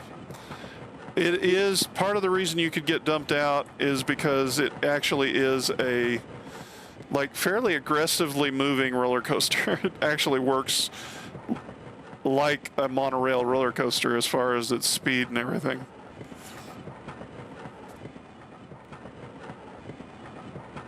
You can see I didn't have all the textures applied correctly or anything like that. Also, I didn't have a way for it to stop. Even in the second version that we'll look at in a little bit, didn't really have a way to stop it. You have to reach out and hit the button.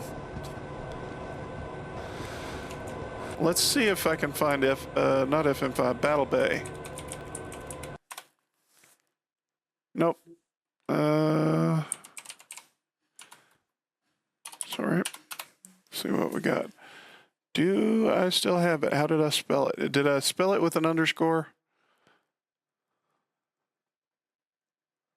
I did. Battle Bay is another one that was sort of loosely inspired by one of the Action Quake 2 maps we played on. It may not have even been technically Action Quake 2. It was like a World War II themed map.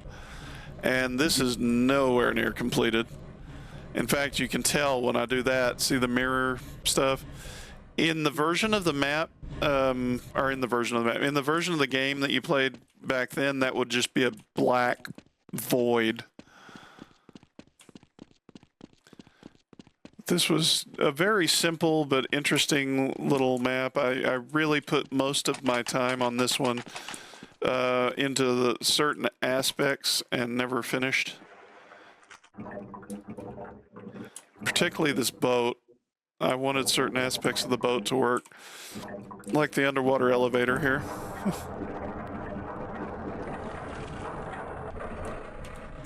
I think I got the idea probably in watching, what was that movie? The Abyss and the Moon Pool. And I was like, let me do something with it, like a lift or something. That'd be fun. And of course you have the usual guns. I don't have a whole bunch of other versions of this because I kind of abandoned the idea. I'm just going to start this up and watch it go this time. All it does is take off and hover over the wall.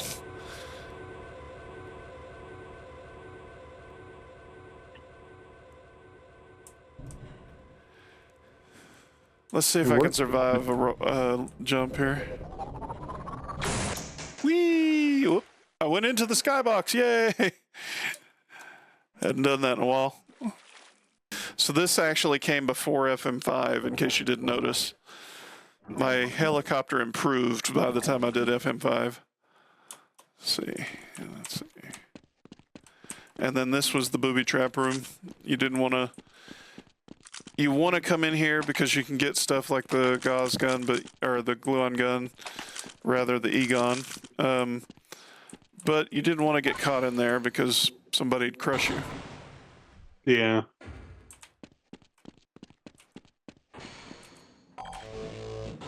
So there's a lot of good guns in there, but if you're in the wrong place at the wrong time, you get smushed. Let's see. I think the next one we want to look at is theme park 2. Do you remember an underscore on that? Yep. I don't. I did. You did. Yep.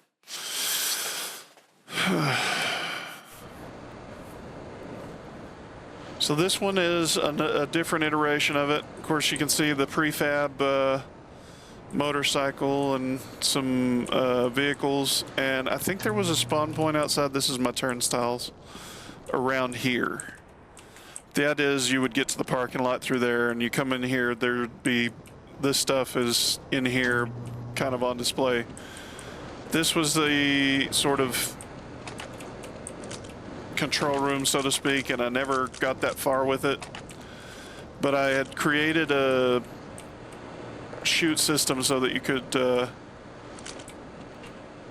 send explosives to different parts of the park. Whoa! As long as they don't come floating back. This is the improved version of the cliffhanger ride. Had a little more detail put into the supports and fixed up the tracks, and also this retracts in. There goes the plane. I forgot about that. Just a very generic funk train up there flying around by itself. That's actually the reason you hear a choo-choo sound. That was a couple of brushes snapped together. That wasn't even like a model. But you can see a lot more went into kind of lining up some of the textures and stuff on this. But the car is actually simpler, like, overall. Eventually what I probably would have done is, instead of having that retract, I'd have had it swing down the way that it's supposed to.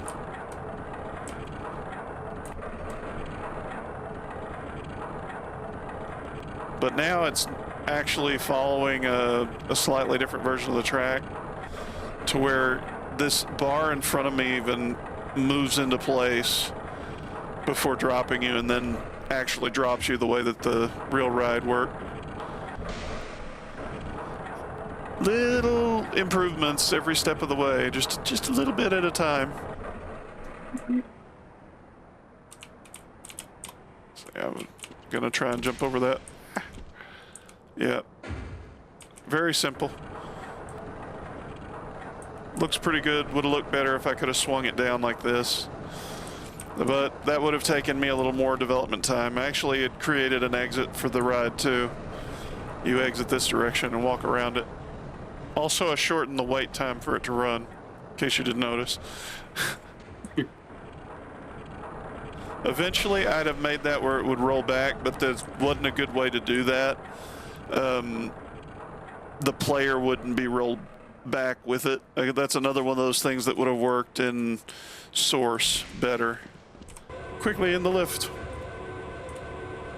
We must go up to the observation deck, which is clipping into a delivery tube. This is where one of those bombs would come out.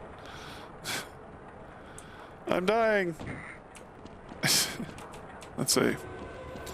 Run back this way. We have a better version of the roller coaster in here. It's up here, and it's actually, I think, running by default. What I liked about this one, though, is that you can see the textures are kind of messed up. The track is not, it's being overlapped by this other stuff, and needed work. You can see the track is 2, but I still needed it to turn on a monorail to avoid having issues. So it still, when it's on a turn, becomes a monorail for a minute.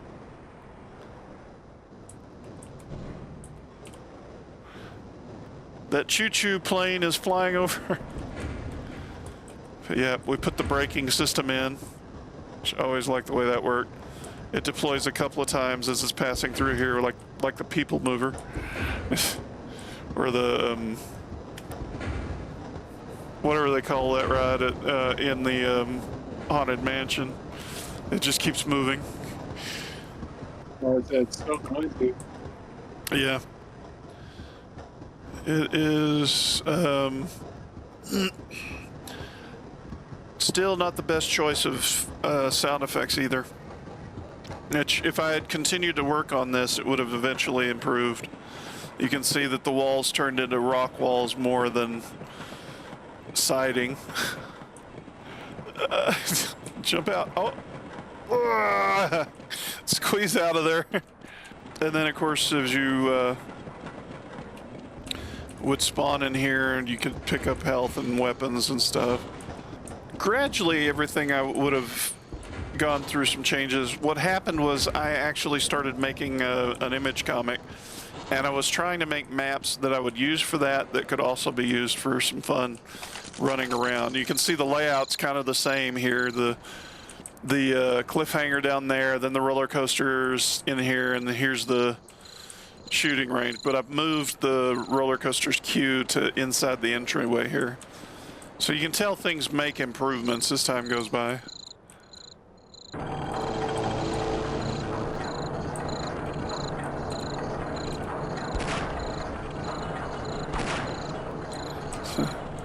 And then the go-karts, which you can turn on at the same time, but they overlap each other, which doesn't any harm whenever they're unmanned, but will jam up if there's someone riding on them. I can't get on it. I keep jumping over. Not the best design or anything. This would actually been good to have done a model for. But at that time, I wasn't really making that many models. I'd only just started learning to make models. TP Parking, I think it's spelled like that. And this was one of these stories. So the story itself was going to be Barney's new job. And it was going to be about Barney quitting his job at Black Mesa after basically one too many bombs going off in his face. There's actually a single player model in amongst my stuff that is burnt Barney. And it was just a reskin where he's like been burned. Like he's got burned stuff and soot on his face and on his uniform, and nothing too fancy, but just enough that I could make it look right. So we had this out here, and you can see that my mapping skills improved. And yeah, and I began to learn more and more how to do all this stuff. Run the security booth. Didn't ever wire that up. I still like the way these pillars turned out. And then let's see. Had kind of a little waiting area. You can see there's some pretty significant stuff. Still had not figured out. I knew how to do it, but I had not started experimenting with making the actual breakable versions of these. So right now they're fairly basic boxes. And then this was the actual hallway to enter to get to the theme park. I still really like the way this lighting on the floor turned out. We had our stairs and our ADA compliant wheelchair ramp. And then the map just kind of comes to an end. The idea was right about here, I think, I was going to put a level transition.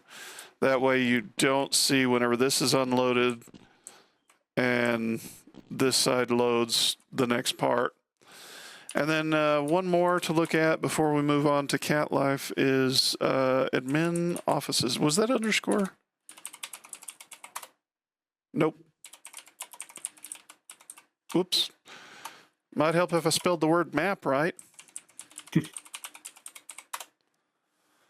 This is probably the most recent in terms of my own editing abilities, and this one I made to serve again as multiplayer as well as single player. And so I'm in kind of the main spawn point inside the elevator. Close this in. I don't think the others are working, and you have one that's being serviced, which I learned how to do that a lot better. I really like the way the inside of this turned out. Try not to fall. You can tell I improved a lot. Yeah. And this is the area I'll be in a minute. Let's go back up here. I mean, a lot of improvement. I'm started putting together some of my own prefabs along the way just to make sure I could do stuff. I love the way this hallway looks. You'll actually see this sort of thing done a little more often in some of my work because this looks so nice. The idea was that it's largely basically just where the administrator for the theme park works or something like that. And Mr. Nelson was going to be the boss of the theme park. He's, again, a modified version of the G-Man model. So, oh yeah, I forgot I made the pushable chair there.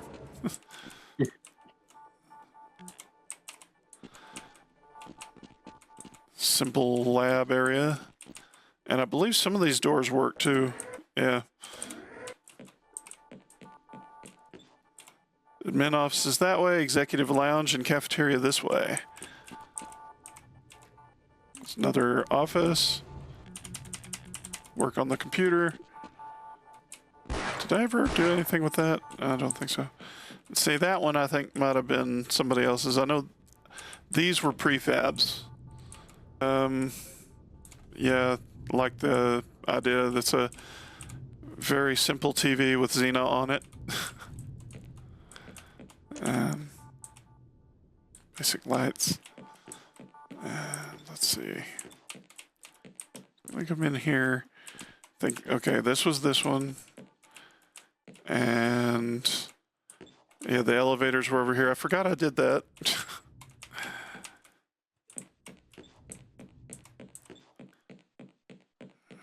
Let's see if I go the right way this time. I forget how to get to the administrator's office. I really like the way this door turned out. Yeah. So the administrator's office here with... I'm listening. I've got to get out of here. Some hapless scientist stuck inside. And then this. I'm gonna get on the... And that closes up behind us. Wow! Executives have it nice. There's a sun lamp and some tanning beds that could be pushed around, which was funny. Because these almost always ended up in the pool. The pool float, which I made to actually float. And then you have the this lower platform and the high dive platform.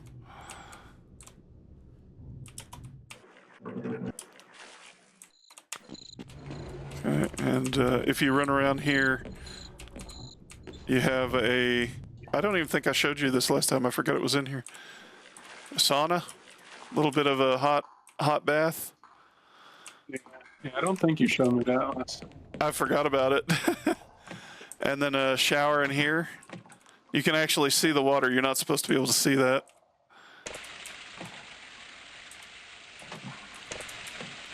You couldn't originally. The game is updated enough to break my showers. I'm gonna turn them all on. I'm gonna be wasteful. Now you know why the showers are flooded. Very loud water too. Let's see. And we had another little lounge room here, an office.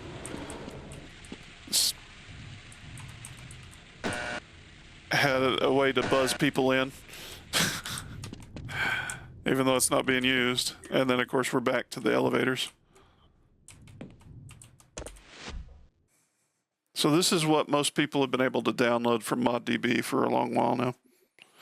So this is the one that you tend to see people playing in videos whenever they're doing videos about it.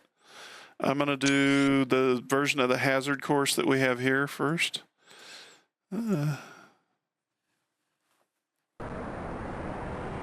So this is the version that came with the demo. It was going to be replaced.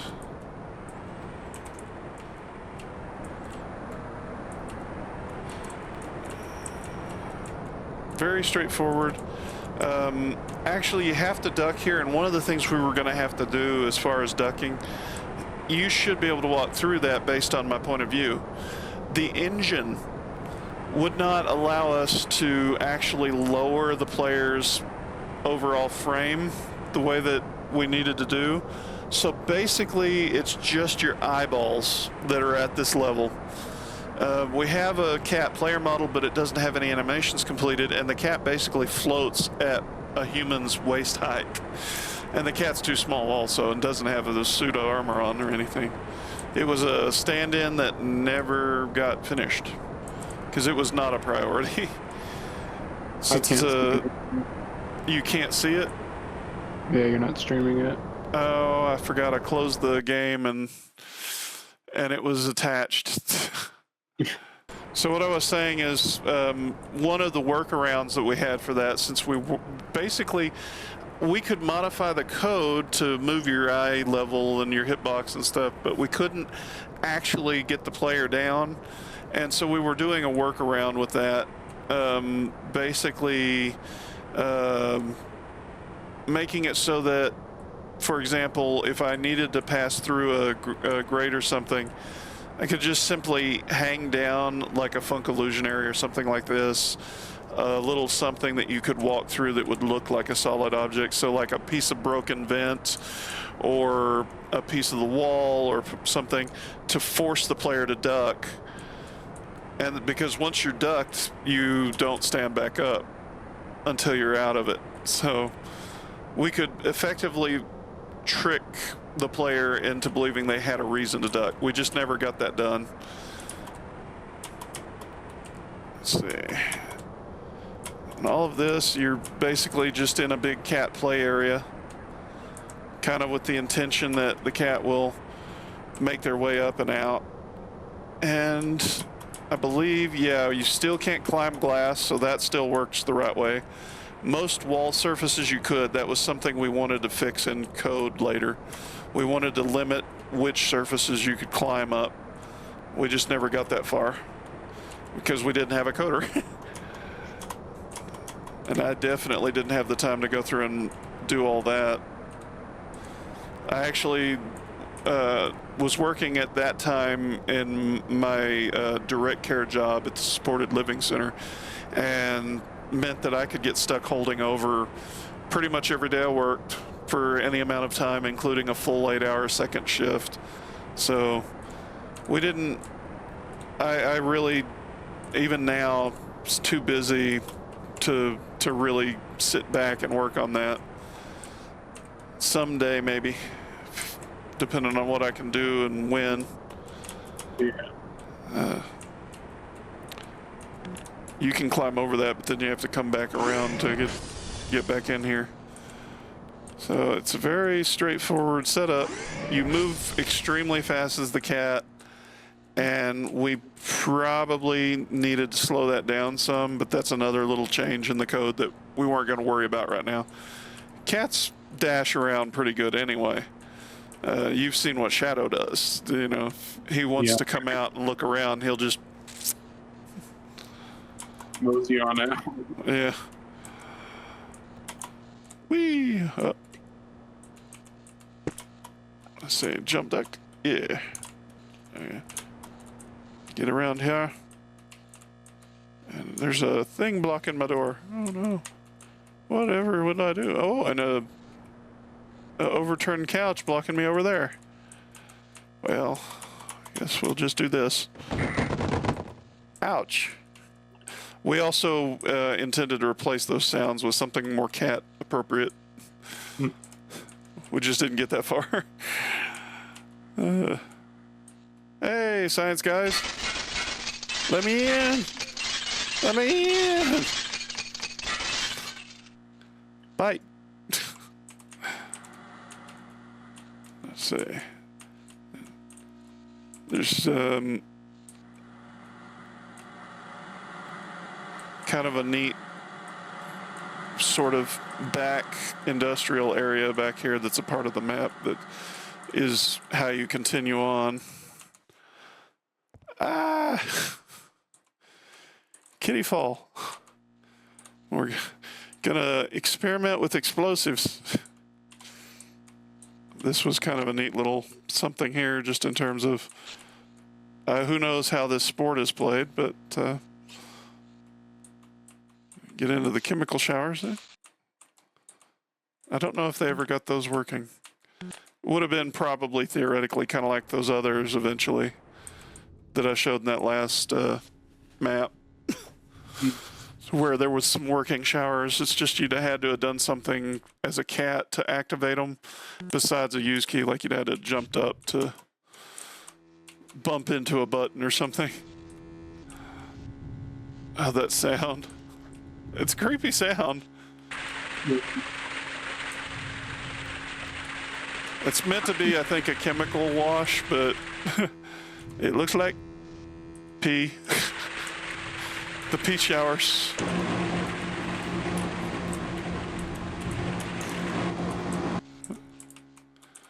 And let's see.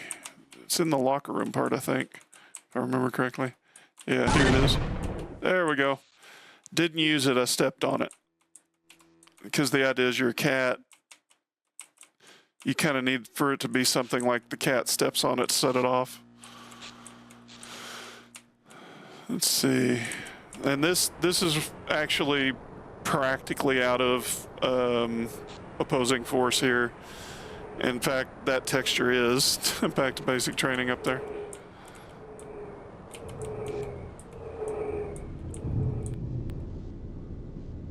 Yeah, working, I tend to fly down that without paying attention, but it's working conveyor belts.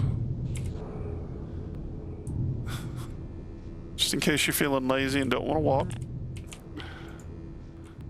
And what do we got in here? Ooh, turret. Hi. Ow. They got me. You can actually just get past him by doing this.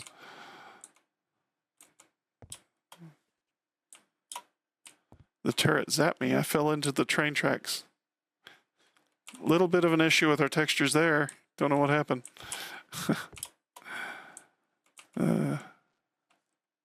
I like that that's on a track. It would indicate that this door could be, or this wall could be closed. Yeah. And what do we got in here? There's actually not a lot of reason other than a cat not liking water to stay on these planks.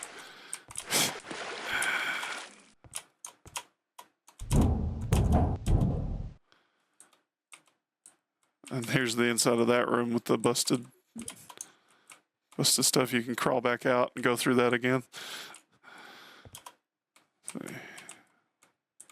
And this was actually meant to be, these are the way they did ladders in here. So it's literally like meant to be like a wood scratching post kind of a thing. But when we implemented the wall climb, that was kind of unnecessary.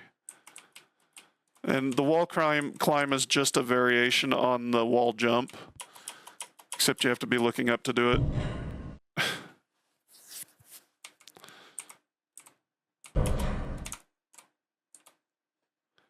You actually were supposed to jump across that, and it's kind of clumsy. I prefer just to do this. There's one. Whoops, I overshot that time. There's the other one. Yeah. And now I want to, I don't know where one is. I never activated number one. Oh well, that was good enough.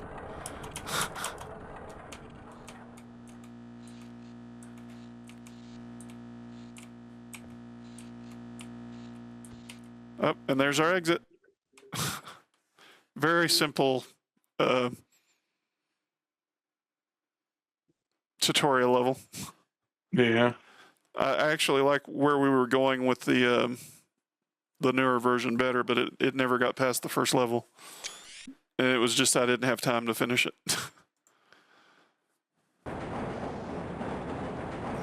So this is the demo version of this. You were gonna, there are multiple versions of this. One was you were inside of a car with a scientist. One was you were going to ride in on this train on a transport. One was you were going to be like on a crane or something that was being transported through the Black Mesa facility, so it would actually carry you inside the pet carrier just down through a big complex. And then the one we were working on last was actually going to be the training, the hazard course.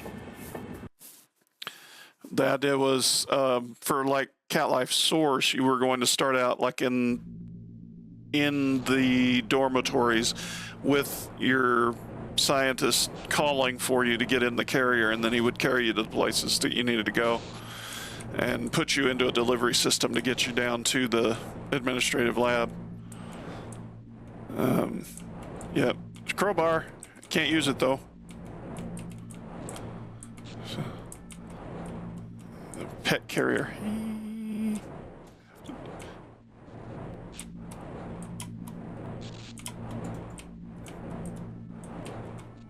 So this is after Black Mesa's happened. I can't remember where all of this, I almost never come back this direction. Yeah. So this is where the transit system comes out. Let's see. Do we have any of these? Some of the doors respond, some don't.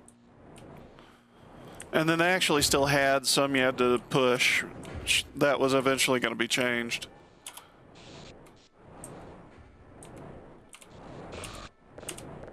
Can't use it.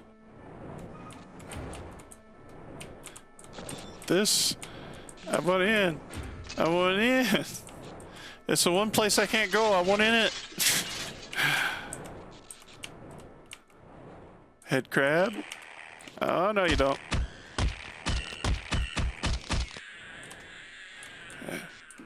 I added, among other things, not only can you bite with the secondary fire, but it gives you health.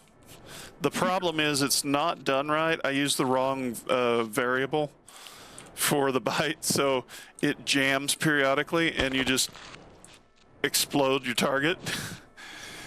It'll just eat violently and explode the enemy. It makes for a funny glitch. Yeah. It also does a little more damage than just scratching alone. Just have to land it though.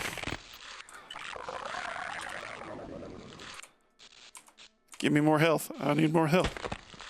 Oops, I exploded him. Here, you give me some health. Yum, scientist meat. There had been plans at one time or another to put,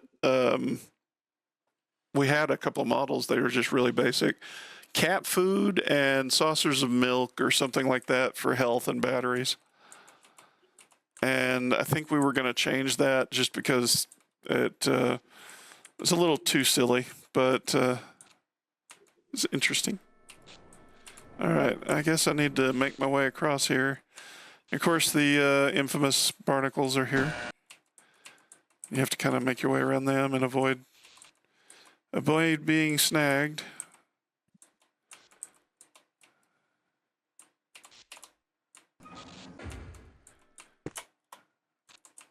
All right, and woo. Let's see. Yes, we have the natural night vision. We actually wanted there to be, and it's disabled right now because it kind of looked bad, but we wanted to have it where you could actually turn on effectively an additional like layer of night vision with the flashlight button because you're wearing the suit of armor. Experimental suit of armor. Let's see. Oops, I messed up my jump. I was trying to wall jump there. And I went bouncy.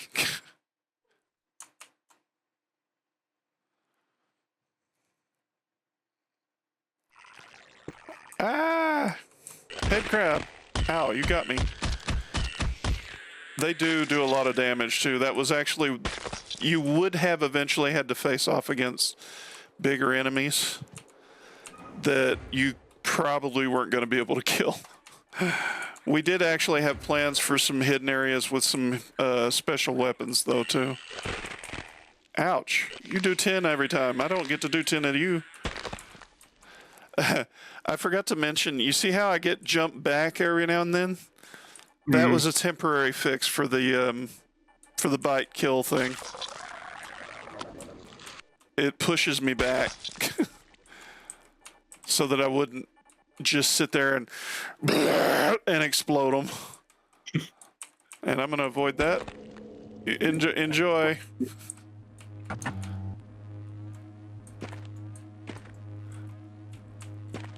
There's some weird stuff happening in this here facility. I don't know if any of these maps would have been in the final game. I think the demo, if they had done what they intended to do, would have started here, and then they would have uploaded completed maps and kind of finished out the story that way. But since they weren't able to do that, recreating sort of the intro and adding a couple of new maps to the beginning of the story would have actually taken away this part of it. Can't go anywhere. Oh no.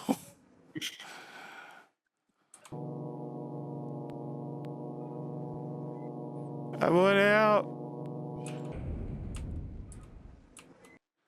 Oh yeah. I like this is tricky. Not because it's hard or anything, but because you have to remember that things like ducking are going to have to be done. The idea was you'd drop down there and then like get over to that. I think though, whoops, nope, I ran off. I ran off. I didn't get it right either. My timing's off. Wow, I still did it. I wonder if they put in anything to help prevent me from doing that. Oh, I'll be right back. Okay. Please. All right. I believe we had an actual button to push there, which again shouldn't have been like that. Shouldn't actually be able to do that. That's one of the things we had to have changed. And it probably, if we wanted it to be a button like that, would have been literally having it where you could jump up to trigger it. You'd jump up and basically headbutt it.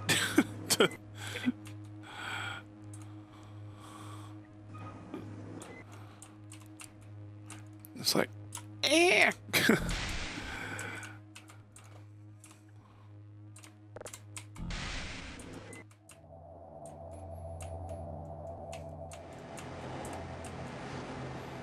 Oh, something's collapsed here.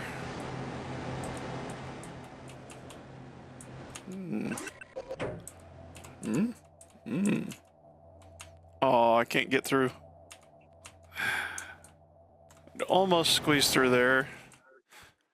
The thing is, it's probably the armored suit that prevents that. The cat probably could without it.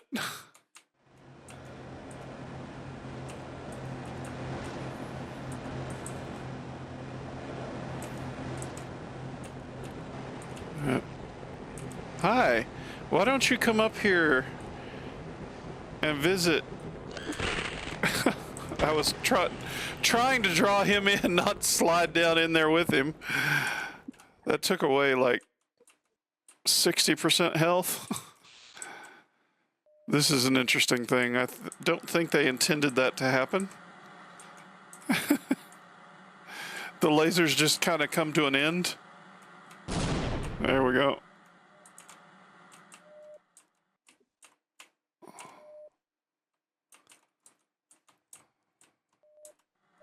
Seems a little more incomplete down here. Some kind of a holding cell, observation cell. But yeah, this all feels a little more incomplete. Yeah, that sound was recorded by, I think, Big Tom's cat. Like, eating something. When they were talking about using food as that was before we had the ability to just eat things that you killed.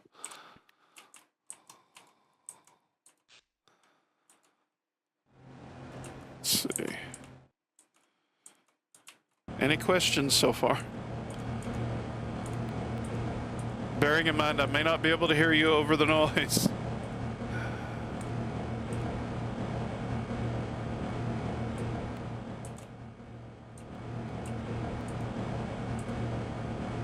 Drop down.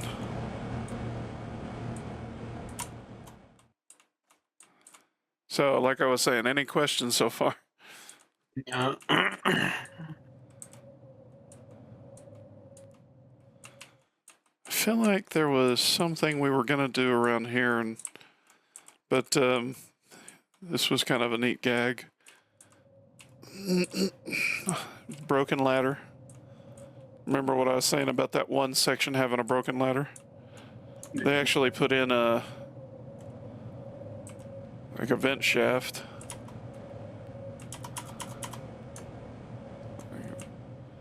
But the idea was something like that where you could learn to wall climb.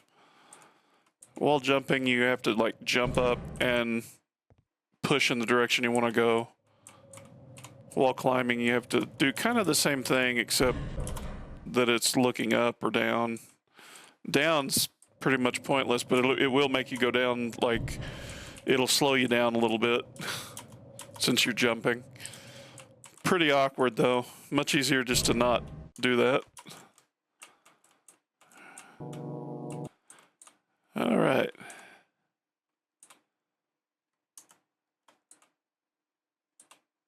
I'm in.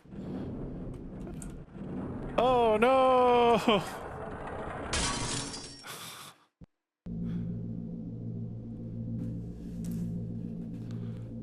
So this was done kind of as a gag for the end of the demo, and actually was something we were going to work with. Here, this is basically like an end of the game sort of Easter egg as much as anything. The idea was that we were going to eventually incorporate finding some things, and this was part of one of those instances. Notice we're floating in a void here. I'm not going to go into further details because there is a chance I'll eventually do something with this and finish the story out, and that would be nice if I didn't spoil it in from the chat room.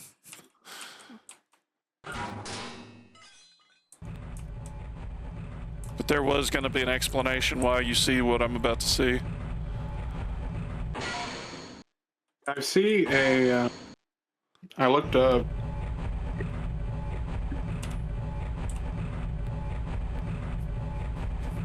Looked up.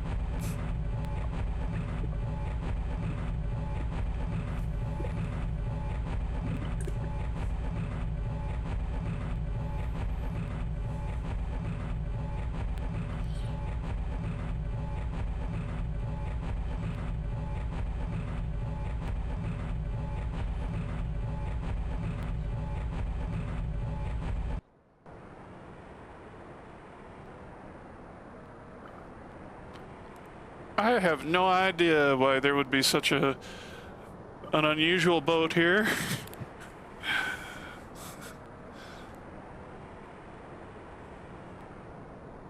The fun doesn't end here.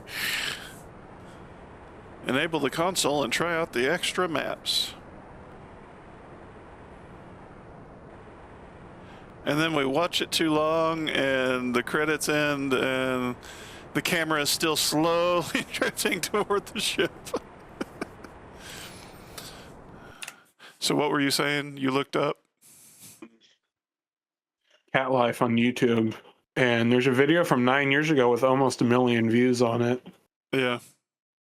The interest is like still there. We have like 900 and something people following it on ModDB still. I just don't have the means to turn my attention to it the way that I would like to. Yeah. or to hire people to work on it. The idea is that there were going to be different certain things happening in this part of the game that sort of set up a way for you to get to the Half-Life 2 story, because we did intend to make a Cat Life 2 eventually. The idea was really Cat Life for Source would probably be the more complete version of the story, because we'd be able to do more, but we wanted to get this version out first because in development, they started out working on Cat Life. The first version of it was a half man, half cat. You were going to start out in a lab somewhere where they spliced a scientist and a cat together. So you were going to be a scientist cat man. And the discussion very shortly after they started work on it went to, what about pet cats? What if we could have them control cats? What if Gordon Freeman had a cat? What would that be like? And suddenly the idea of playing the cat took off. Like, everybody liked that idea. So that's changed into the Cat Life that we know. And then going through from there, you had this version of things. And then beyond it, you had eventually the development where it is, in fact, Newton with basically an experimental version of an HEV suit for a cat, with the idea specifically that they were testing upgrades for the HEV Mark IV to make a Mark V or a Mark VI even. They were wanting to do different upgrades, tested on the animal first. And then, of course, the Black Mesa incident happens and all of that. And let's see. It mentioned doing this. That's because they included some of the earliest maps. Learn 1, 2, and 3 is the actual hazard course. And I think the other stuff, for the most part, Cat 1 through 5, I believe, is the actual what's in the demo. And then we have intro beta 1, living, gag 1, gag 3. So let's see. First of all, is Cat intro the actual intro, or is it one of the others? Nope, it's one of the others. All right, so we have different camera views too. Start the intro movie sequence, watch the Jeep inside the cat's view, watch the Jeep outside the camera view, and then jump to the crash site, which wasn't ready yet. So this is like basically meant to show off what was the original, like, earliest intro segment.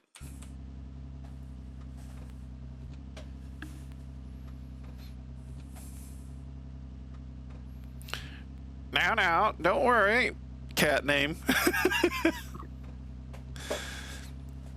Oh, what's wrong now? Cat name. We hadn't picked the name Newton yet. That tells you how early this was. Notice the missing textures too.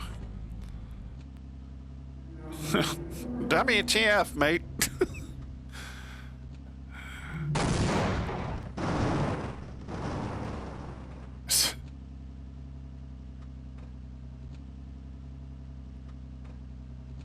This didn't look bad. It is basically all cutscene though. I have no control. And what was going to happen is the Black Mesa incident was starting there and you were going to be crashed. And they hadn't finished that. They actually stopped before that. Let's see. Let's do gag 1. And I'm not sure how much of this will make it in the final video. Just because...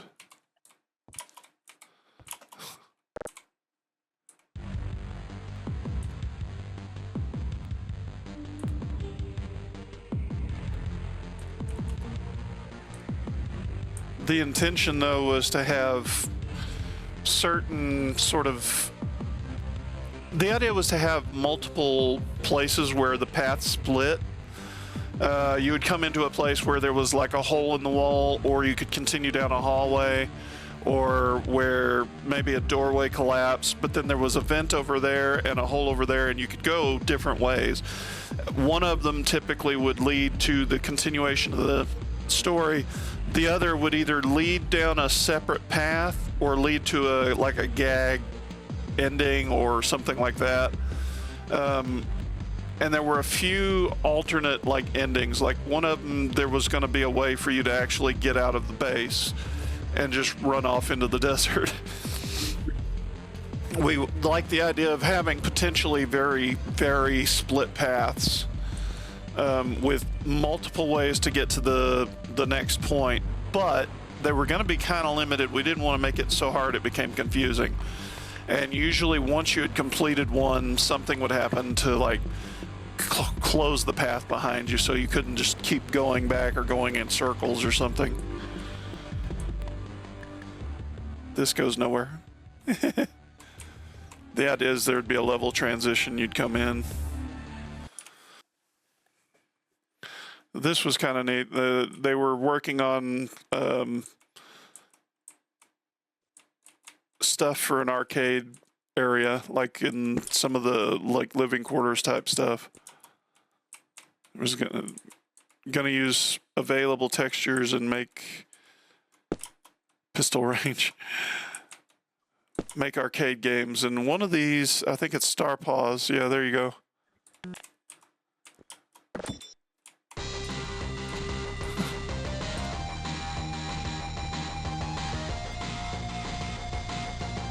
Yeah.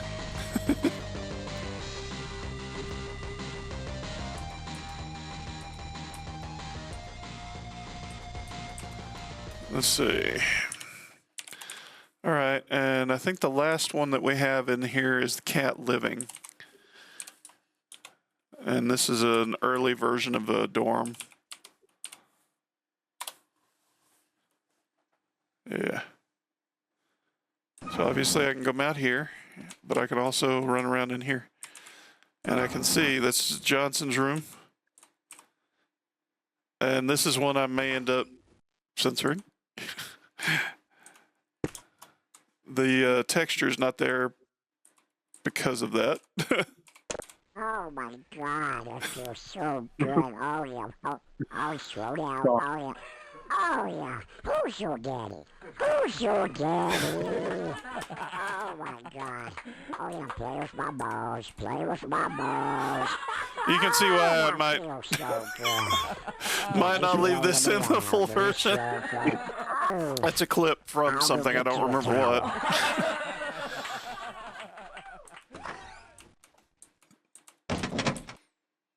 Cook's locked.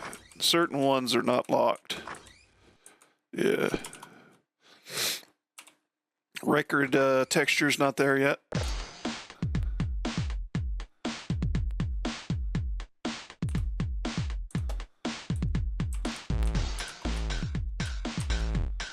The speakers textures aren't there either.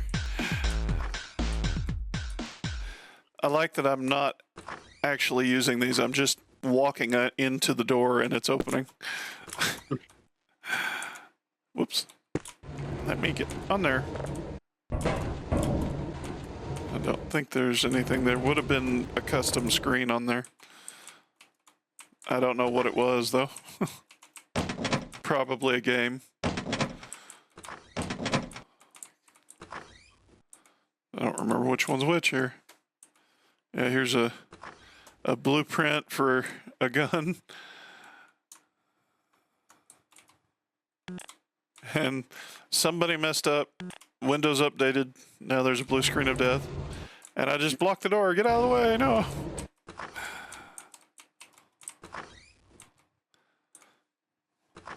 Yeah. Oh, somebody's been working on an HEV charging station. There was going to be one of these in the, and actually there is, it's an older model or whatever, in the hazard course. Like they used an old one to charge up your suit. And basically you could actually like start out with a certain amount of juice or whatever in your armor. Don't know that we ever totally worked out how we were going to let you charge up the HEV suit, because it wouldn't have made sense for you to be able to really use the stations, so it would have been something else. The batteries also wouldn't have made a lot of sense. I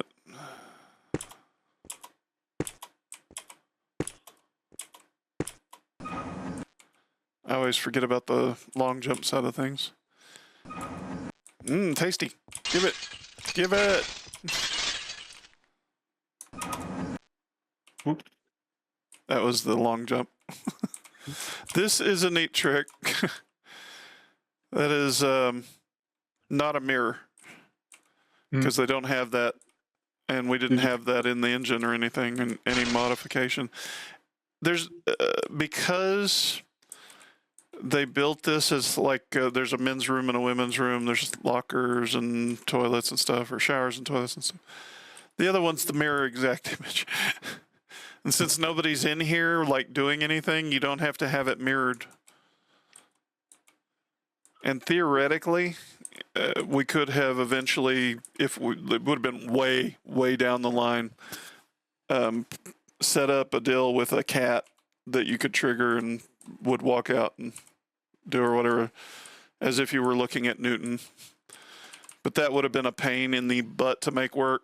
It would have been way down the line, long after release, refinements. Hello there. Hello. Hello there. I'm gonna bite you. I missed. Let me get up on you. Yum. Tasty scientist. He's not bleeding. It's not working. Yo. Let's see. Can't go in that end. I do like that when you get close enough, the natural night vision lights them up. You can see living things a little better than you can the world around them. Your eyes are enhanced.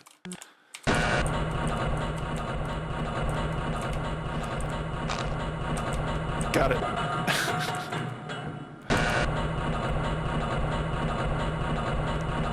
There is like no real reason for this to be here other than to see it. Ah, give it. Ow. Ah. I spend the rest of the day just chasing after bugs. Ah. But yeah, it's just a freezer unit. Just a little service lift to get to the meat storage, meat locker. Don't know that this would have been exactly the way this would have been laid out, but it was an interesting idea. Up to a point. Can't get in there. And Barney's here. Nyeh. Don't Bite make him. me do this. I wish Bite it him hadn't again. come to this. Hey, Bite what did I him. ever do to you? What do you want on your tomb? I only take so much. You're gonna wish you hadn't done that. End of the line for you. That's just long jumped into his face. I wish it hadn't come to this. I'm gonna pull a shadow. Hey, what do you want on your tombstone? You're gonna wish you hadn't done that. Theoretically, I could accidentally kill one of them. Yeah. Where are you going? And then this was kind of a neat thing. I hope. Yeah, there he is. Hi. And I did go to the trouble. You can actually climb the walls around there. There's nothing to see. There's not even, some of that's not even rendered up there once because you're not intended to see it. And it's kind of the problem we came into with wall climbs, where we do have to kind of set something that will limit your ability. Because when you do it right, you can actually climb up pretty much anything. And then back here, it's incomplete pool there. The water's not even in there, and the pool float's not even in there. Although it is actually, I think, the way the pool float was intended. It's like a red pool float. It's just it's transparent. And the water and the tiling underneath the water is not there.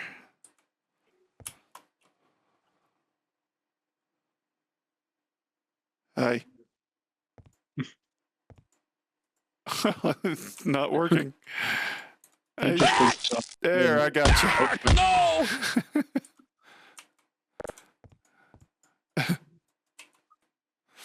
So yeah, that's pretty much what we had with this. And I wanted to kind of run around and look at this stuff before. I've got one more thing I want to do here. See if I can do it. And that is, I'm going to open up. Let's see if this works without me having to do anything funny with it. Now I'm going to relaunch it.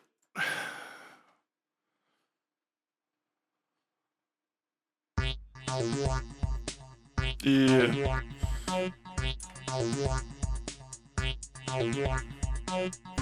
So this is a slightly different version. Just a little updated.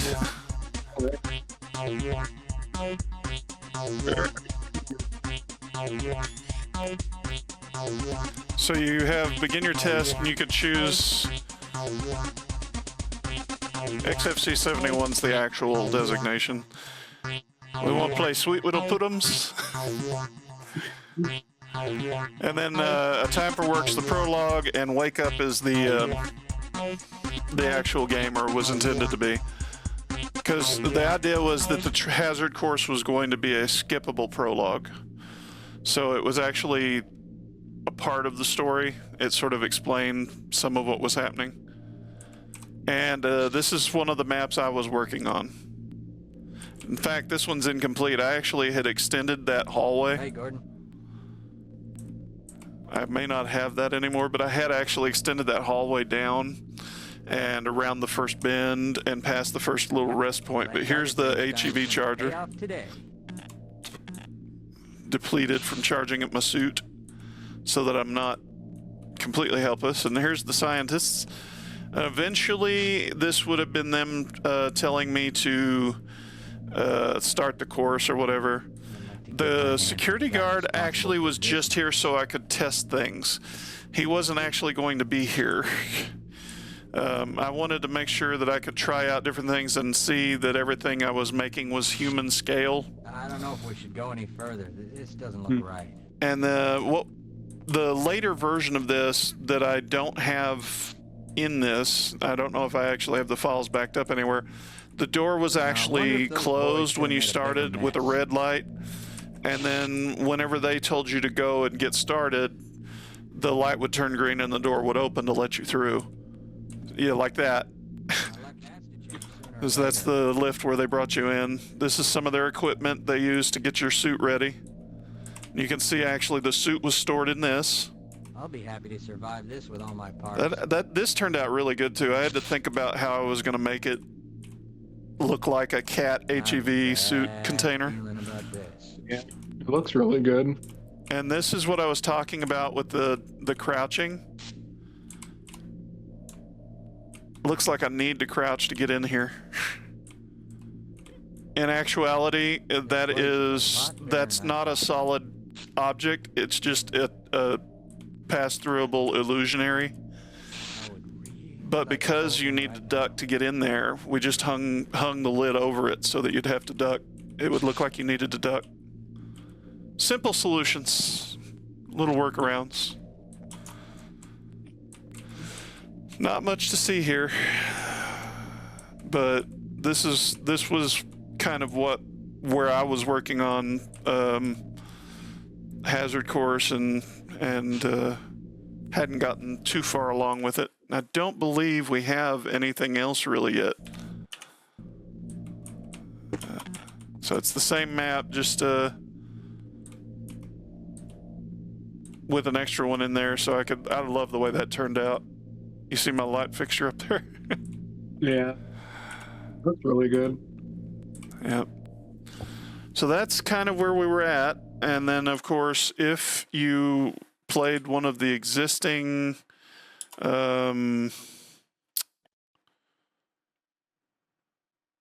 maps, let me think if I can remember what they are. Let's see where that puts me. Yeah. You could actually, as long as you know the map names, come in here and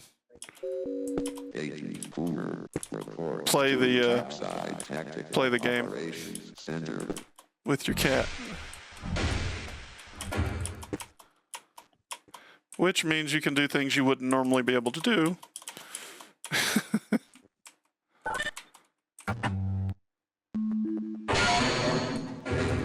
It's still, this is not at all modified here. It's just kind of fun to mess with the cat abilities and point of view. Are you insane? Stop attacking immediately. I don't wanna. I'm hungry. Nobody fed me today. It's been a whole 20 minutes since I ate. He'll shoot me. These Barneys will kill me.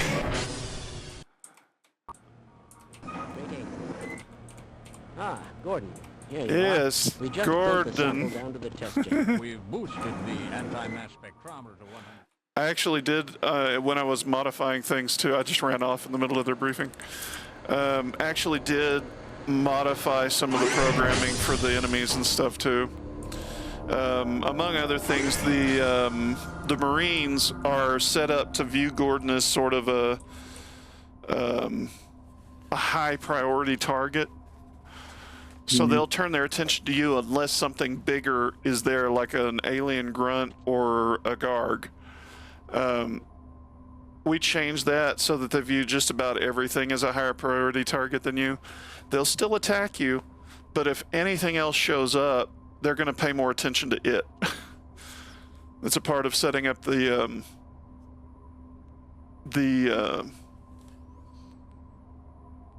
survival side of things. Is there are places where you could lead an enemy into another area and get two enemies to start facing each other rather than you. They all kind of don't pay as much attention to you if something else is there. Exceptions are things like head crabs and bull squids and hound eyes. They look at you like you're prey animal. Fighting the Marines is a matter of running away from them, because they'll even a lot of the times throw grenades at you still. We're trying to modify that. I didn't see any point in them actually throwing grenades at the player, but that was something that was going to have to take some work to recode. It's working out how to change their behaviors with regard to the player. We had a basic change in place. We had more we wanted to do. So that's all of that. I think abort experiment.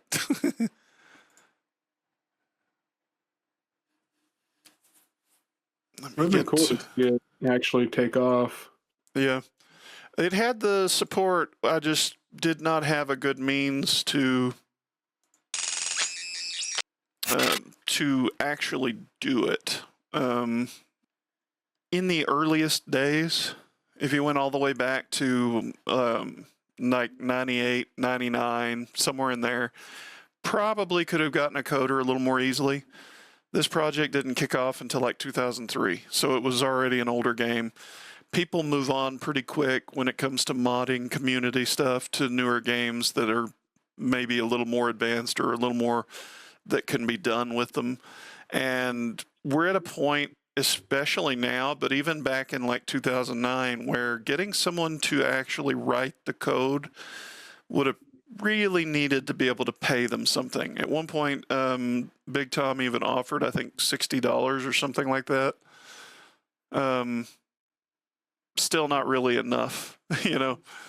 But there's just, it's like I said, I could do it myself, but I'd have to sit down and work on it and really dig through it, and that would mean taking attention away from everything else I'm wanting to do. I'm not prepared to do that. I once said somewhere along the way, a couple of times, I guess, I said, effectively, I was the Gabe Newell of BWL. Was not, it always sounds a little borderline arrogant when you know anything about Gabe Newell. But the point is that I am the site creator, administrator, you know, the head person. I make some decisions, and I was really counting on a team leader to lead Cat Life and handle recruiting and stuff. And Big Tom was doing that, and he just hit a point where he had too much real life to deal with. Couldn't spend the time on it, especially whenever enough of the team broke down and it was him trying to refine the maps and make them work. That just wasn't doable. Since then, I haven't really been able to get anybody that would seriously take over the project and really work on it. And I'm at the point now where even if we did get someone, I wouldn't necessarily be making any major announcements about it, because we've had so many join and then just fall off. I'd like to see, something happen, but I'm pretty sure if it happens, either someone's going to have to completely take over the project themselves using like the demo. The version that I just closed out, actually, there are some additional things that I couldn't show you there. The guy that modified that code did actually get some stuff put together, like the kitty chainsaw and things like that. These were not normal weapons that you would find in the game. They were the side weapons we had been working on that you would have to explore to find. You'd have to find, the path around. You'd come to an office and there'd be a keyboard, somewhere inside, and you'd have to find your way into the office and look for the keyboard if you wanted it. But it would have been then a powerful weapon, because we have a couple of variations of the play 'em off keyboard cat meme. And it was going to use the uranium ammunition, which is one of the more powerful ones, and an effect similar to the Hound Eye's energy burst, and it was supposed to go off basically to the beat. We had one of those that was the keyboard doing the beat, and then we had another one. The idea on the model was going to be like speakers that would come out of the cat's shoulders. That's why in that concept drawing, let's see if I can find it again. There we are. That's why there are these things on the shoulders. They're mounts for the weapons. And what would happen is, like, the keyboard would come out in front, and then you would see the paws come out and start doing the keyboard cat thing. And there would be two speakers that would extend on either side of your head, basically directing the energy. And for the keyboard one, it was going to aim down, and for the screaming cat one, it was going to face straight ahead. That one was actually inspired by, I can't remember the video name, but it was it's like, I can't remember if it was cheeseburger or what it was. This cat was at like the vet and just freaking out, and it was just and I was like, you know what, we could do something with that as a weapon. And so the speakers would come out, point straight ahead, and a little microphone would come out in front of you. And we never got all of that developed. We had sort of the base coding, but we needed models and things like that. And some of it needed to be refined or added in. And we just never got all the coding and stuff done, or the models. But we had a bunch of neat little ideas. And the thing is, you were never meant to play the game that way. It's meant to be survival horror type stuff, where you're just trying to run from place to place and all you can do is bite and scratch. But for players who wanted to, you could go and find all the secret places and pick up all these extra weapons and complete these extra maps. There is a Gravity Cat map that we plan to do called Gravity Cat Amused. I wonder if I can play this where you would hear it. See if I can make this where you can hear it.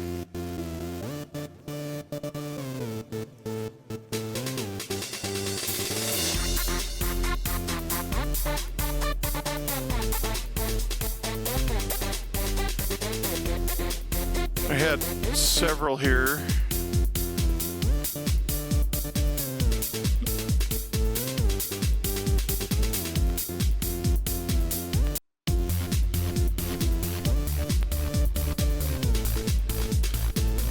each of these is just loops.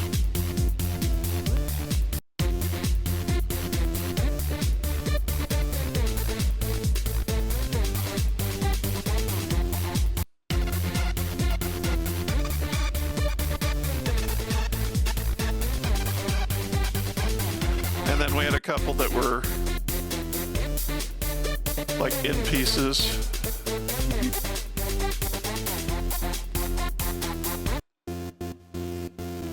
And this is the primary loop here.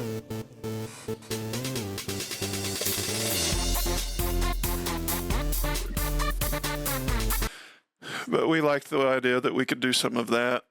We actually have a decent selection of additional music that I'm not going to worry about playing here, but obviously the Cat Life theme was the one that was playing in the menu. And Cat and Garg was one. I don't know if that's even being picked up by the recording. Yeah, it is. Okay. Cat and Garg for a reason. Yeah. And then Determined Kitty.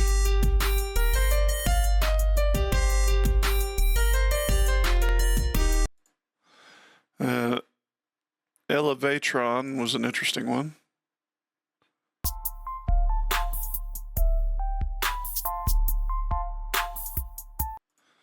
Let's see, Little Sorrows. We don't want to talk about why it's Little Sorrows.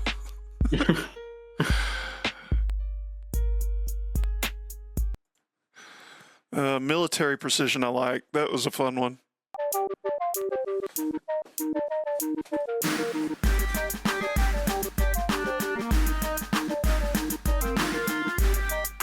I like the sound of the ones you played.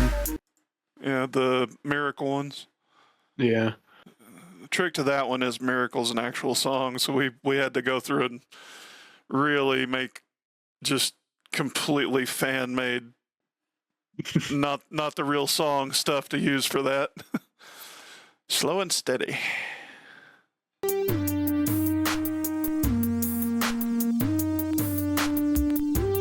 I still like these. All of this music still works really well. Like, Yeah. King Cobra did a really good job on that for us. Let's see. Did I already play Sneaky Kitty? I'm gonna play it again.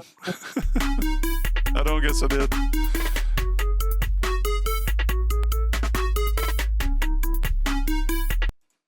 And Tentative Movement, that's one.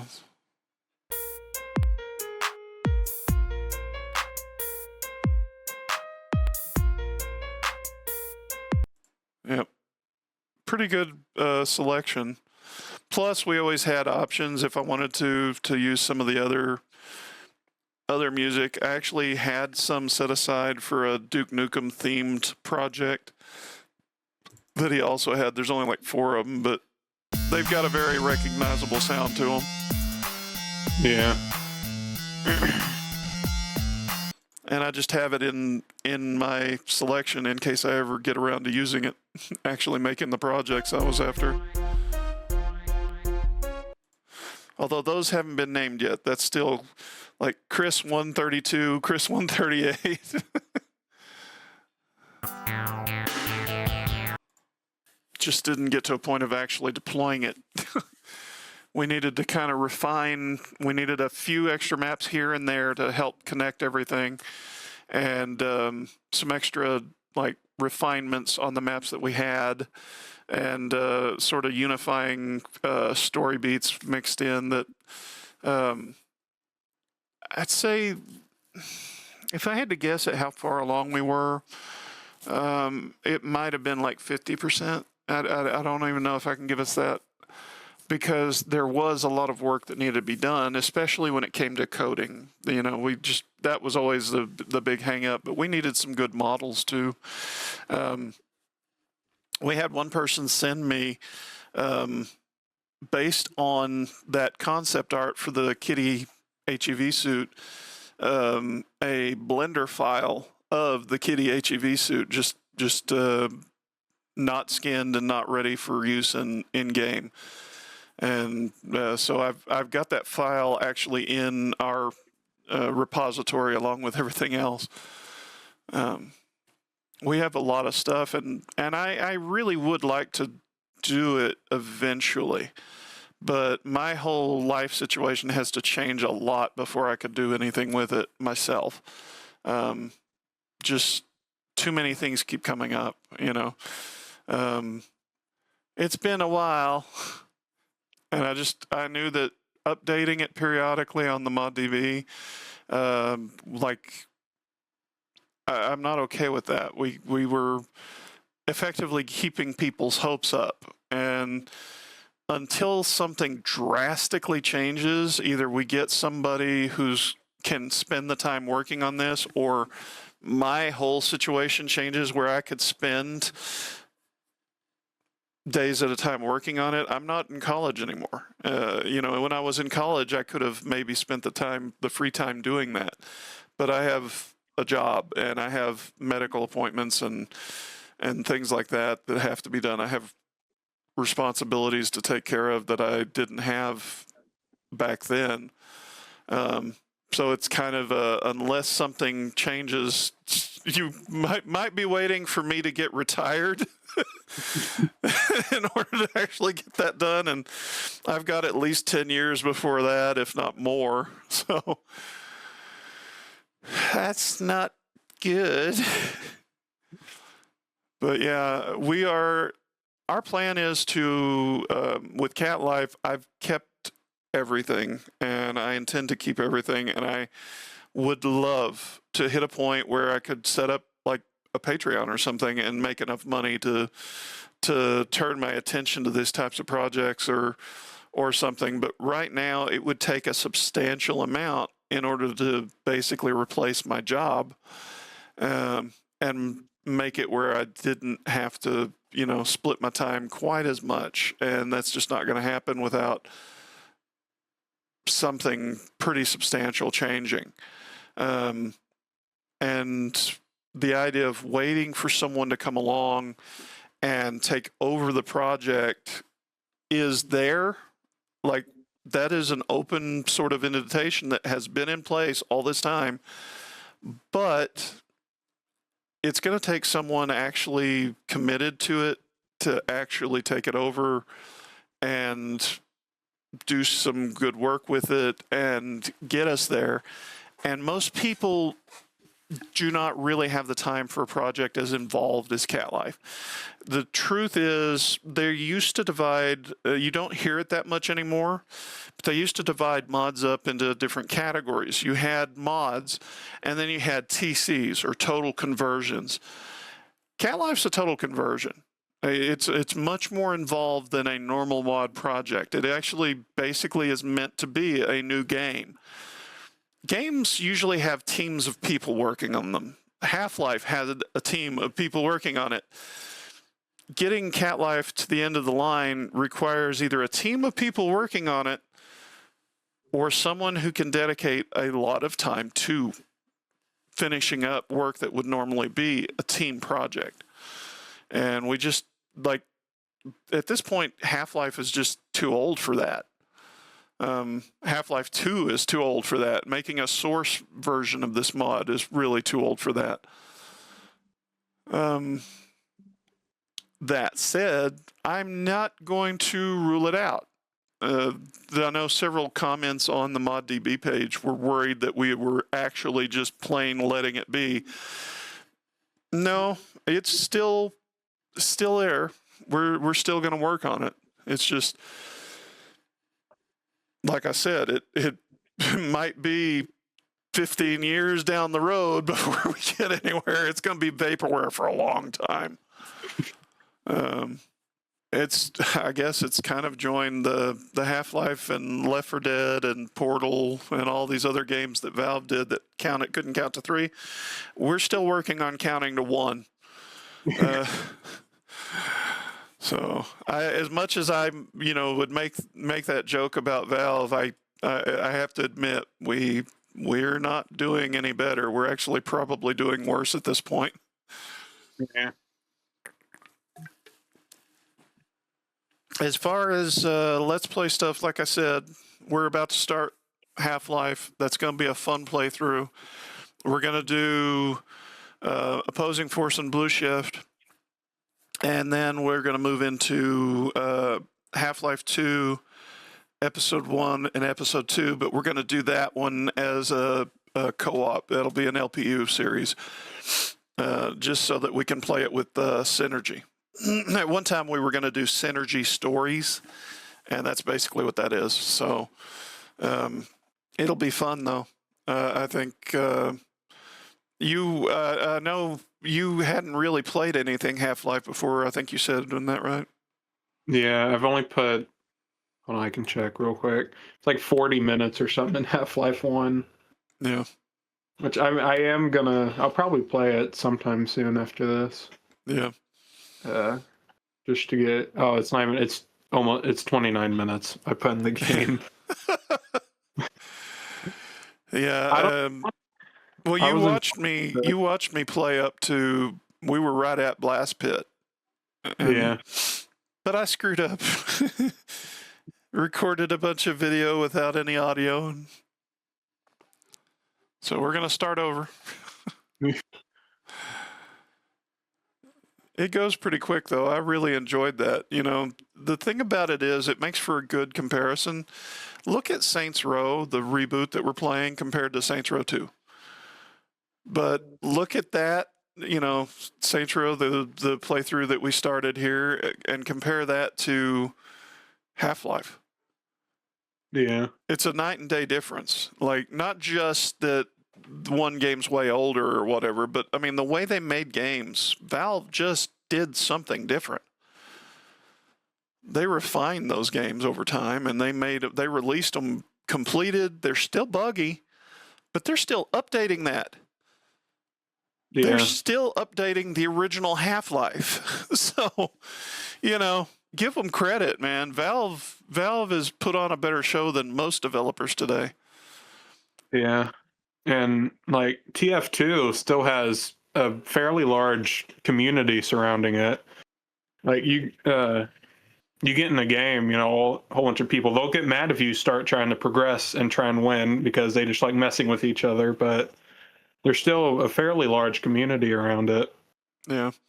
Well, and see, they like released the actual source code for that too, so that people could make basically their own tweaked versions of TF2. Yeah. I can't wait to see a Half-Life 3. That said, I wouldn't sit here and hold my breath for it. Yeah. If they are in fact working on a Half-Life 3, or it probably won't be called 3 just to avoid the joke. It'll be kind of like Half-Life Alyx. It'll have some kind of a tagline or something name rather than Half-Life 3. It'd be like the old. I actually forgot I intended to show some of that, but the old Gmod videos and stuff. The ones based on that Icton did, were based on the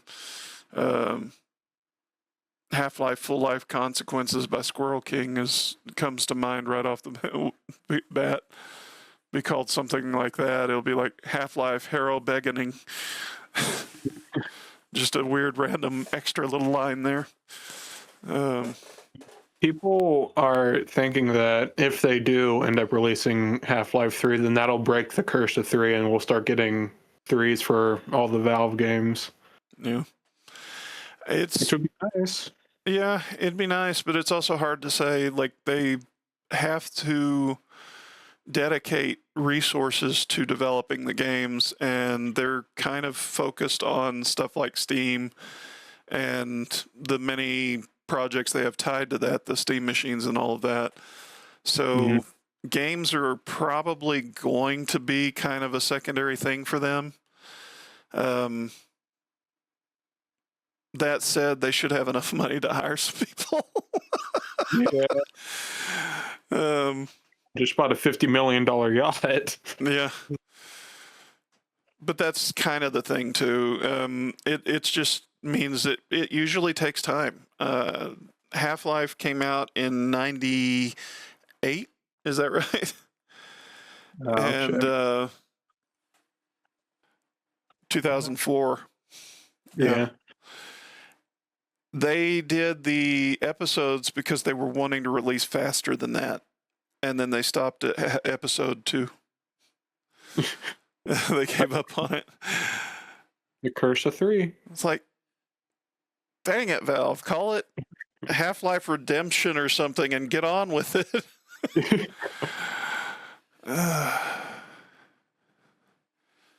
Half-Life Fart in the Wind. There we go.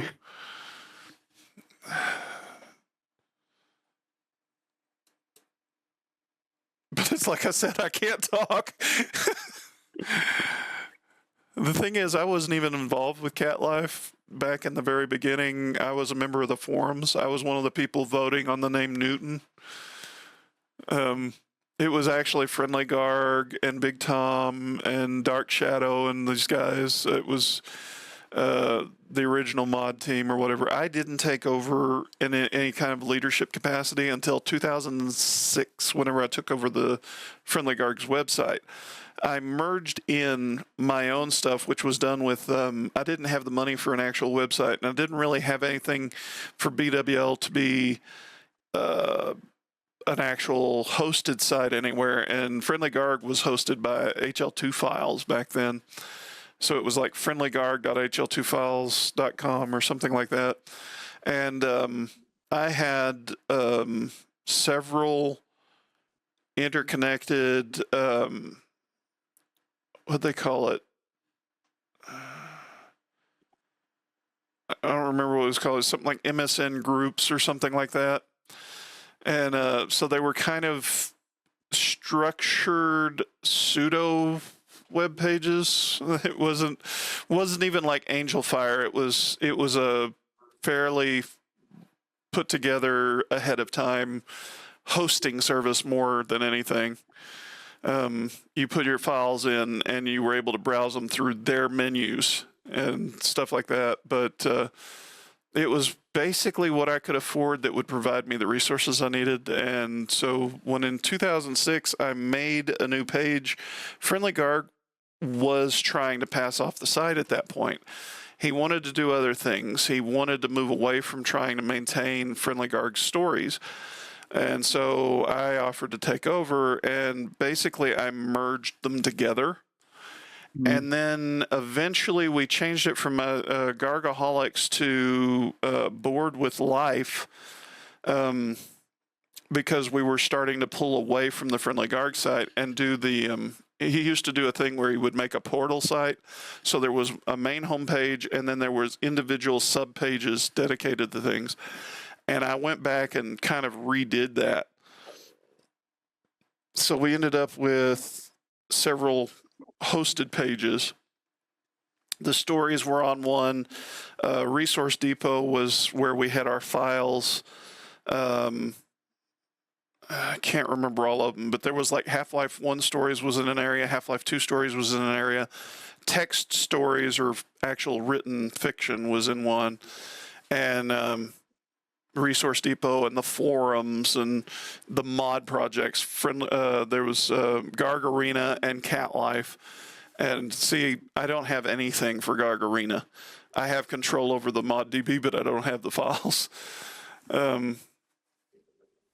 That one, they got up to like a beta state and then decided they were done working on it. The team had separated and everything. So there were certain ones wanted to keep working on something, and they wanted to do Cat Life. And so that's how Cat Life got its start. It was actually the remnants of the Garg Arena team came together to make Cat Life a thing, and it was about a half man, half cat. And then it changed over time. I took over in 06. Friendly Garg gave me the stuff. I was already doing like their news releases because most of the people involved with developing it Friendly Garg included, were from European nations, non-English speaking nations. So he's from the Netherlands. So was Dark Shadow. I think Big Tom was from Sweden, maybe. My memory's a little hazy, but I'm thinking that's what it was. And so they all were doing English as a second language, and I was simply better at putting together a press release. And over time, did a few things here and there. Those cat sounds was me voice acting. You didn't find there are actually a lot available, and of course you can also just record, like She-Ra out there throwing a fit at one of the neighbor cats is a sound we could get. Yeah. That, but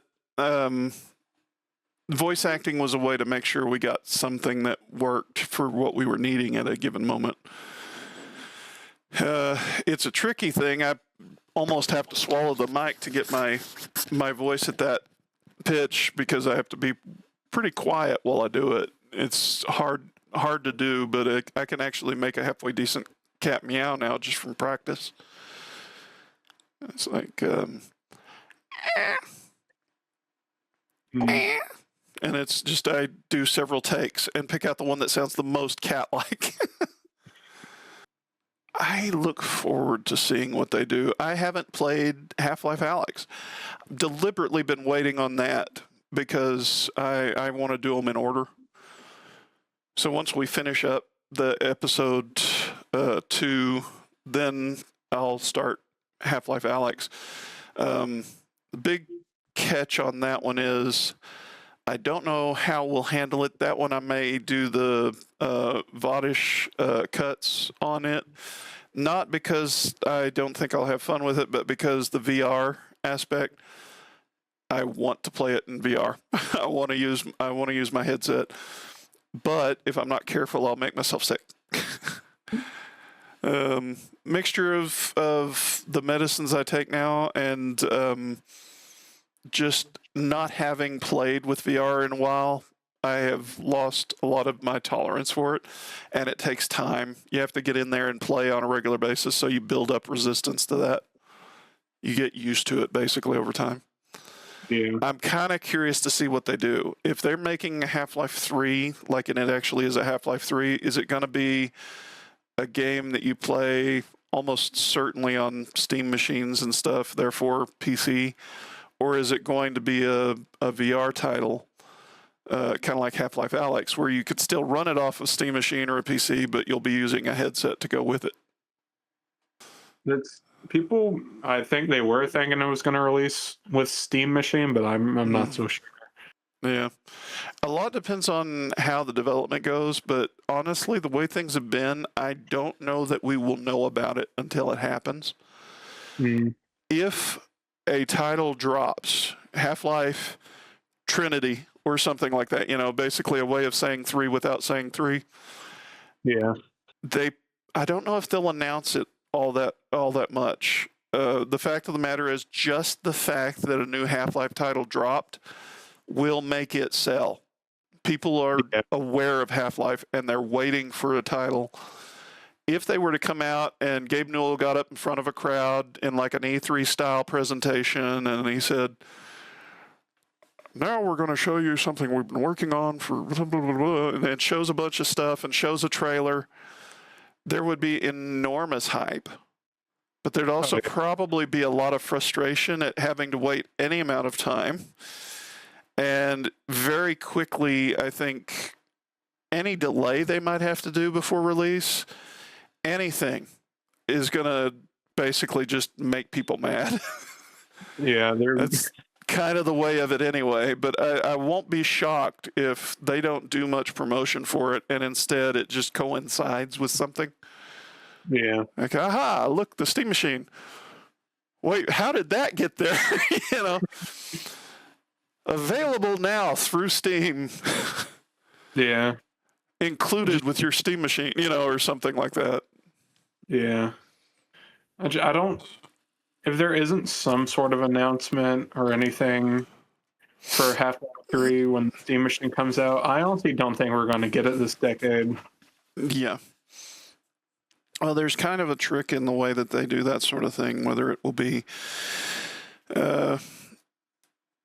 like a big enough, you know, it's the kind of title that it is, they're not going to release it unless it's actually working the way they want it to, whether the story works the way they want it to. The one thing, give Valve an enormous, like, kudos, credit.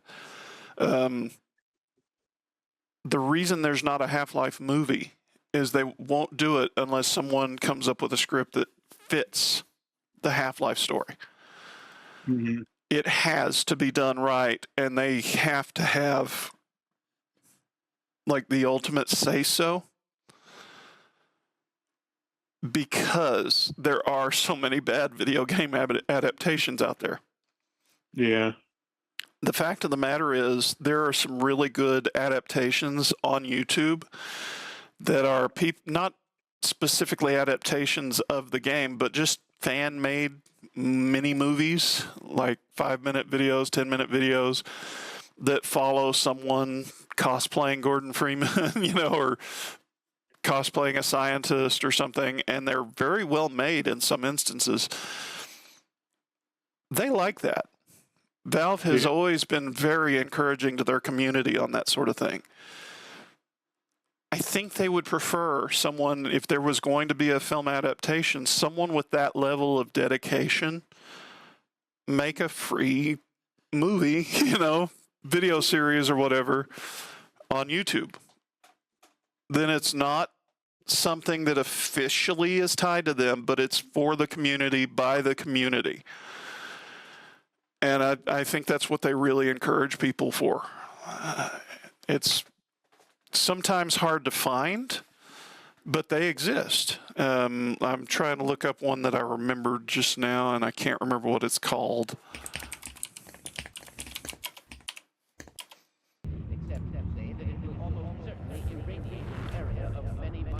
It's a series. There's several shorts tied together, and they're based on Half-Life 2.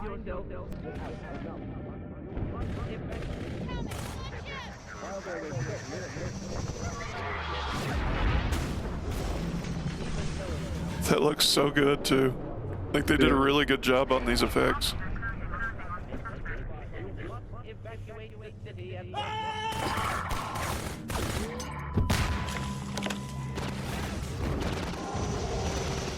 And see, when they've got fans doing this sort of thing, frankly, they can trust this a lot more than they can Hollywood. Yeah.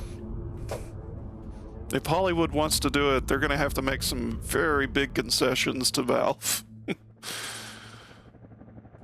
I've seen a couple, and I can't remember what they're called. I don't know that I could look them up, that are set in Half-Life 1.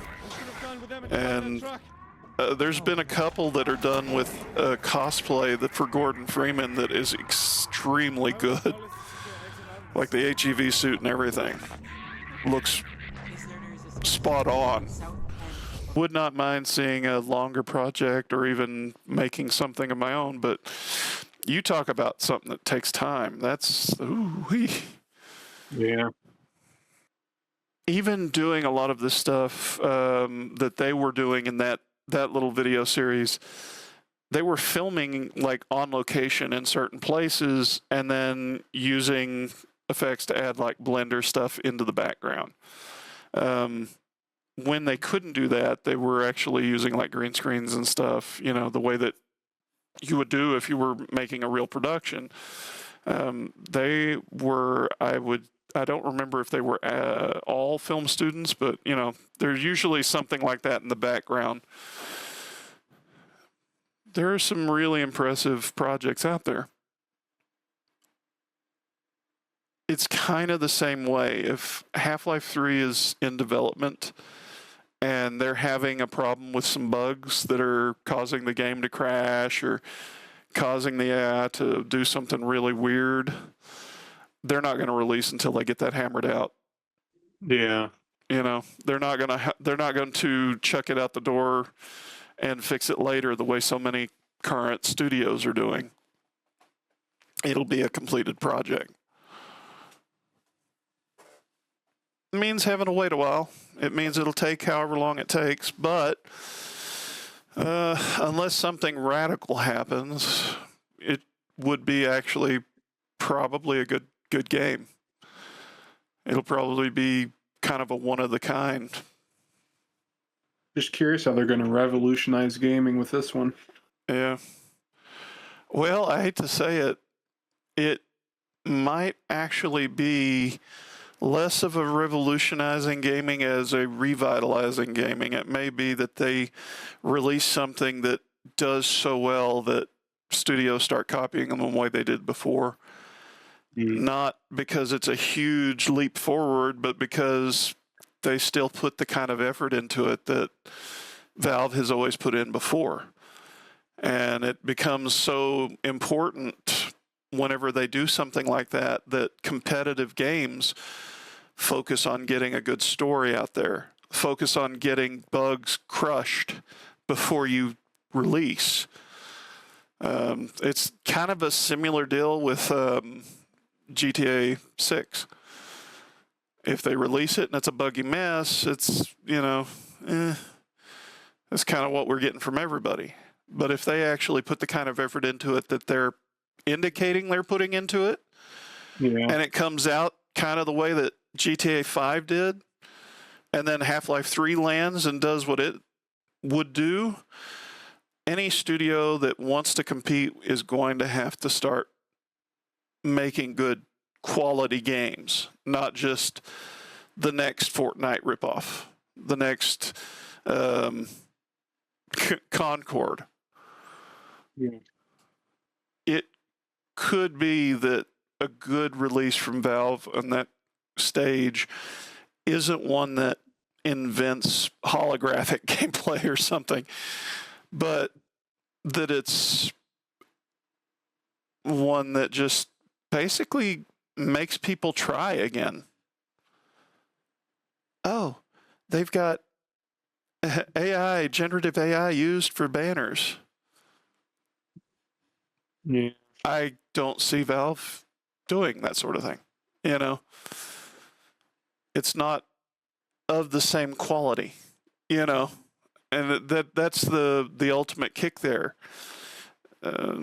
Generative AI has its uses, but everybody wants to rely on it, and you can't do that.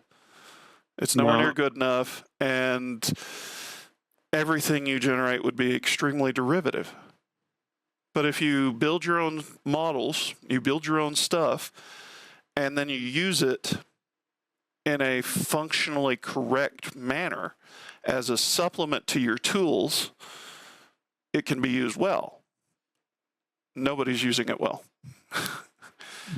Everybody's trying to use it as the next filler, and that means slop. I mean, that is what it boils down to. Yeah. You've got to do it right. And like I say, I don't see Valve doing that because it wouldn't be doing it right. The one thing about it is, at least what they have represented so far, they're still of that mindset. If we're going to do it, if we're going to do Half-Life, we have to do it right. So if there's a Half-Life 3 on the horizon, right now I have high hopes for it. We'll have to see what comes out, how they handle it, but I have high hopes. I mean, Half-Life Alyx is a weird way to change the story, but at the same time, they seem to have done a really good job with it. I won't know for sure until I play it, but it was enough for me to want to play it. You know, it looks, and everything I've heard about it and everything I've seen about it feels like a Half-Life title. So for the time being, tentatively speaking, I have high hopes for a Half-Life 3. Yeah. See, I can see it releasing, sometime relatively soon. It's just really depends because I don't think anyone really knows what Valve is doing behind the scenes with it or anything. Yeah. Well, and they probably will avoid spilling the beans on any of that. Oh, yeah. The leaks that they've had, there's no telling how many of those are even intentional. Yeah. It sounds funny, but I would not put it past some of their team to slip out a few oopsies to soften the buildup, because you don't. When you're in their situation with a title like that, I've actually had to think about this. If I ever got Cat Life really going, I have to be careful how I address any release once we got that far along, because it's like dynamite. The older it gets, the more it sweats nitroglycerin. The longer you let that build up, if you're not careful, there is almost like a nitro hype explosion there, that you say the wrong thing or do the wrong thing, and then everyone's expectations will just Yeah. and then it'll come out and it's down here. This might have been a good game, but everybody's looking for this, and it's just I can whistle, my mouth's too dry. It falls off a cliff and craters, and they don't want that.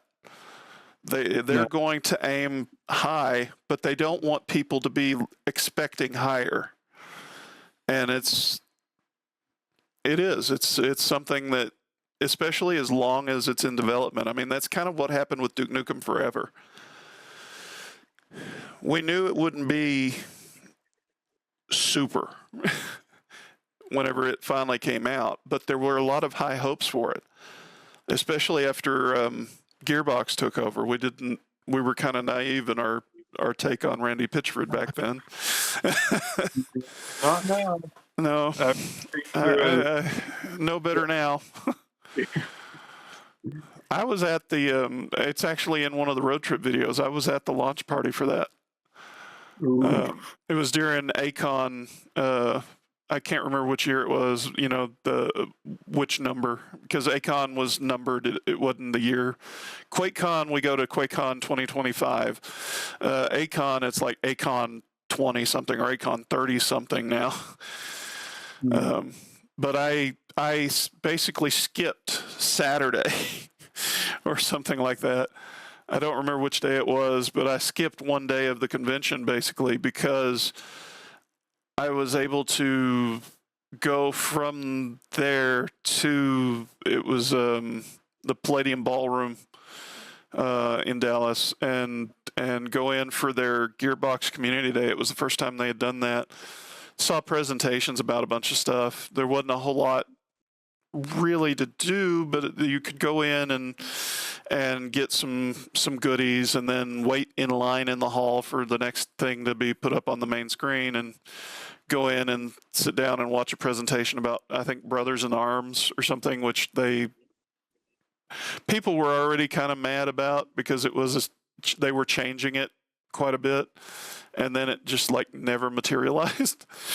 But they had some neat gameplay footage and presentations and stuff, and they had an interview with John St. John because he voiced Duke, and they had some of the original developers in there that wanted to finish it but couldn't, so they had a chance to get autographs and all that stuff. And then they cleared out, and you were going to come back like a couple of hours later, and they had the actual party. They had DJ Jazzy Jeff DJing, and they had a bunch of the folks there that were the developers, and they had they had a like a, I don't know what you'd call him, a Duke Nukem. They had a Duke Nukem guy there. It's like a bodybuilder that wore the outfit or whatever. They did that a few times when they were promoting at like E3, and they had someone that actually really pulled off the look. This guy did okay, but he had kind of a it sounds mean-spirited to say it this way, but the way I think of it is like Popeye the Sailor. He had kind of a Popeye face. It sounds bad to say, but it's the way that his head held whenever he had like the cigar in his mouth, and he came out and sat on the throne for a while. They had actually Duke's throne, and you could get a picture, sitting on the throne and stuff like that. And they had the ladies of Coyote Ugly doing bartending and stuff, performances. They had a lot of stuff going on, and there was nowhere to sit. That is one of the biggest things that stood out in my head. The only way to really sit was to go and get your picture taken on the throne, or to find your way back to the back where they had the earliest like demo version of Duke Nukem Forever available to play. And I never even made it back there. The lines were so bad. They did have one little area where there was like couches and stuff, but it was a private reserved area for Randy Pitchford and some of his developers' family. So they were like in this little roped off area on couches and stuff, and I was standing there just like, ow, ow. And it was either that or go out and stand in the crowd while the music was playing on the dance floor, and everybody's like jumping up and down. And then the game came out. And that quickly stopped. Yeah, I still haven't done a Let's Play of it. I have played it. I have played it a couple of times, both before and after their patch that expanded the weapon slots and stuff. And I'm sorry to hear that. I am not happy with you people at Gearbox. I'm really not. Don't make me put on the derby. I cannot tell you how frustrated I am with the way that came out. I couldn't even play it initially. My computer wasn't able to play it even with the settings turned down. Finally got it working. Ooh. We do actually plan to play that one eventually. It's just that I'm probably going to make that some kind of a playthrough that's unlisted for people in the Platinum Lodge, or people who have like contributed to our community.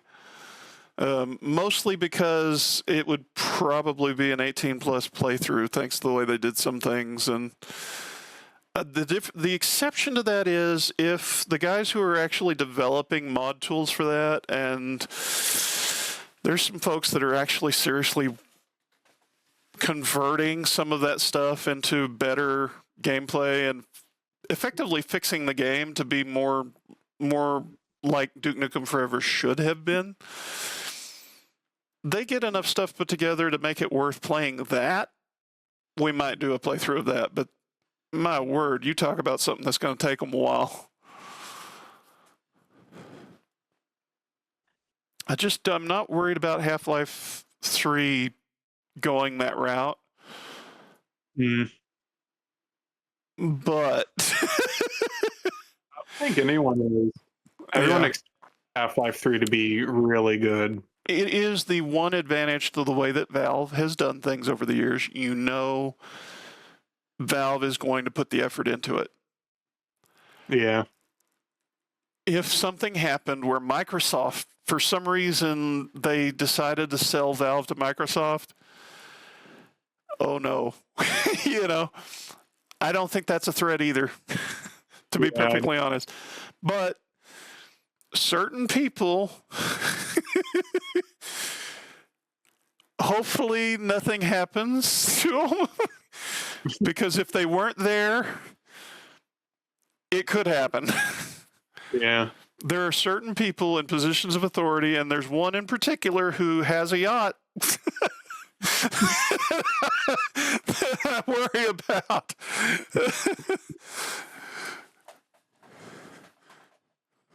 There better be round-the-clock protection for that man. We might have a problem otherwise. But there's also the question of how involved Gabe Newell is, even with Valve anymore. He might just be the mascot for all we know. Yeah. The exception to that is he's not the only person there that I think would stick this out. It is, the key is if certain people leave or certain people, something happens, they, heaven forbid, somebody passes away and there is a certain void there, the right people in the wrong place, then yeah, it's possible that they could pass it on to somebody, unfortunate, Yeah. As long as certain people are still a part of that company, we should be able to expect at least a decent game, with some real effort put into it. And we need to wrap it up. I've got a call with the nutritionist coming up. So, folks, if you actually sat through all of this, like I said, this was an impromptu from the chat room. I did not do any real preparation for it. And I may, if we do any others down the line, kind of do it the same way, because this at least kind of is just a fun, sort of relaxing, extra way of doing things. Good opportunity to have some fun and talk about some interesting, gameplay and stuff. Certainly, I wouldn't mind doing more of these, but thanks for watching. Any final thoughts, WredBear? No, I think we about covered everything. All right. So we'll see you around, folks. I guess we'll be getting on to some of the other stuff before too long, hopefully. Try and get some more updates and things coming out.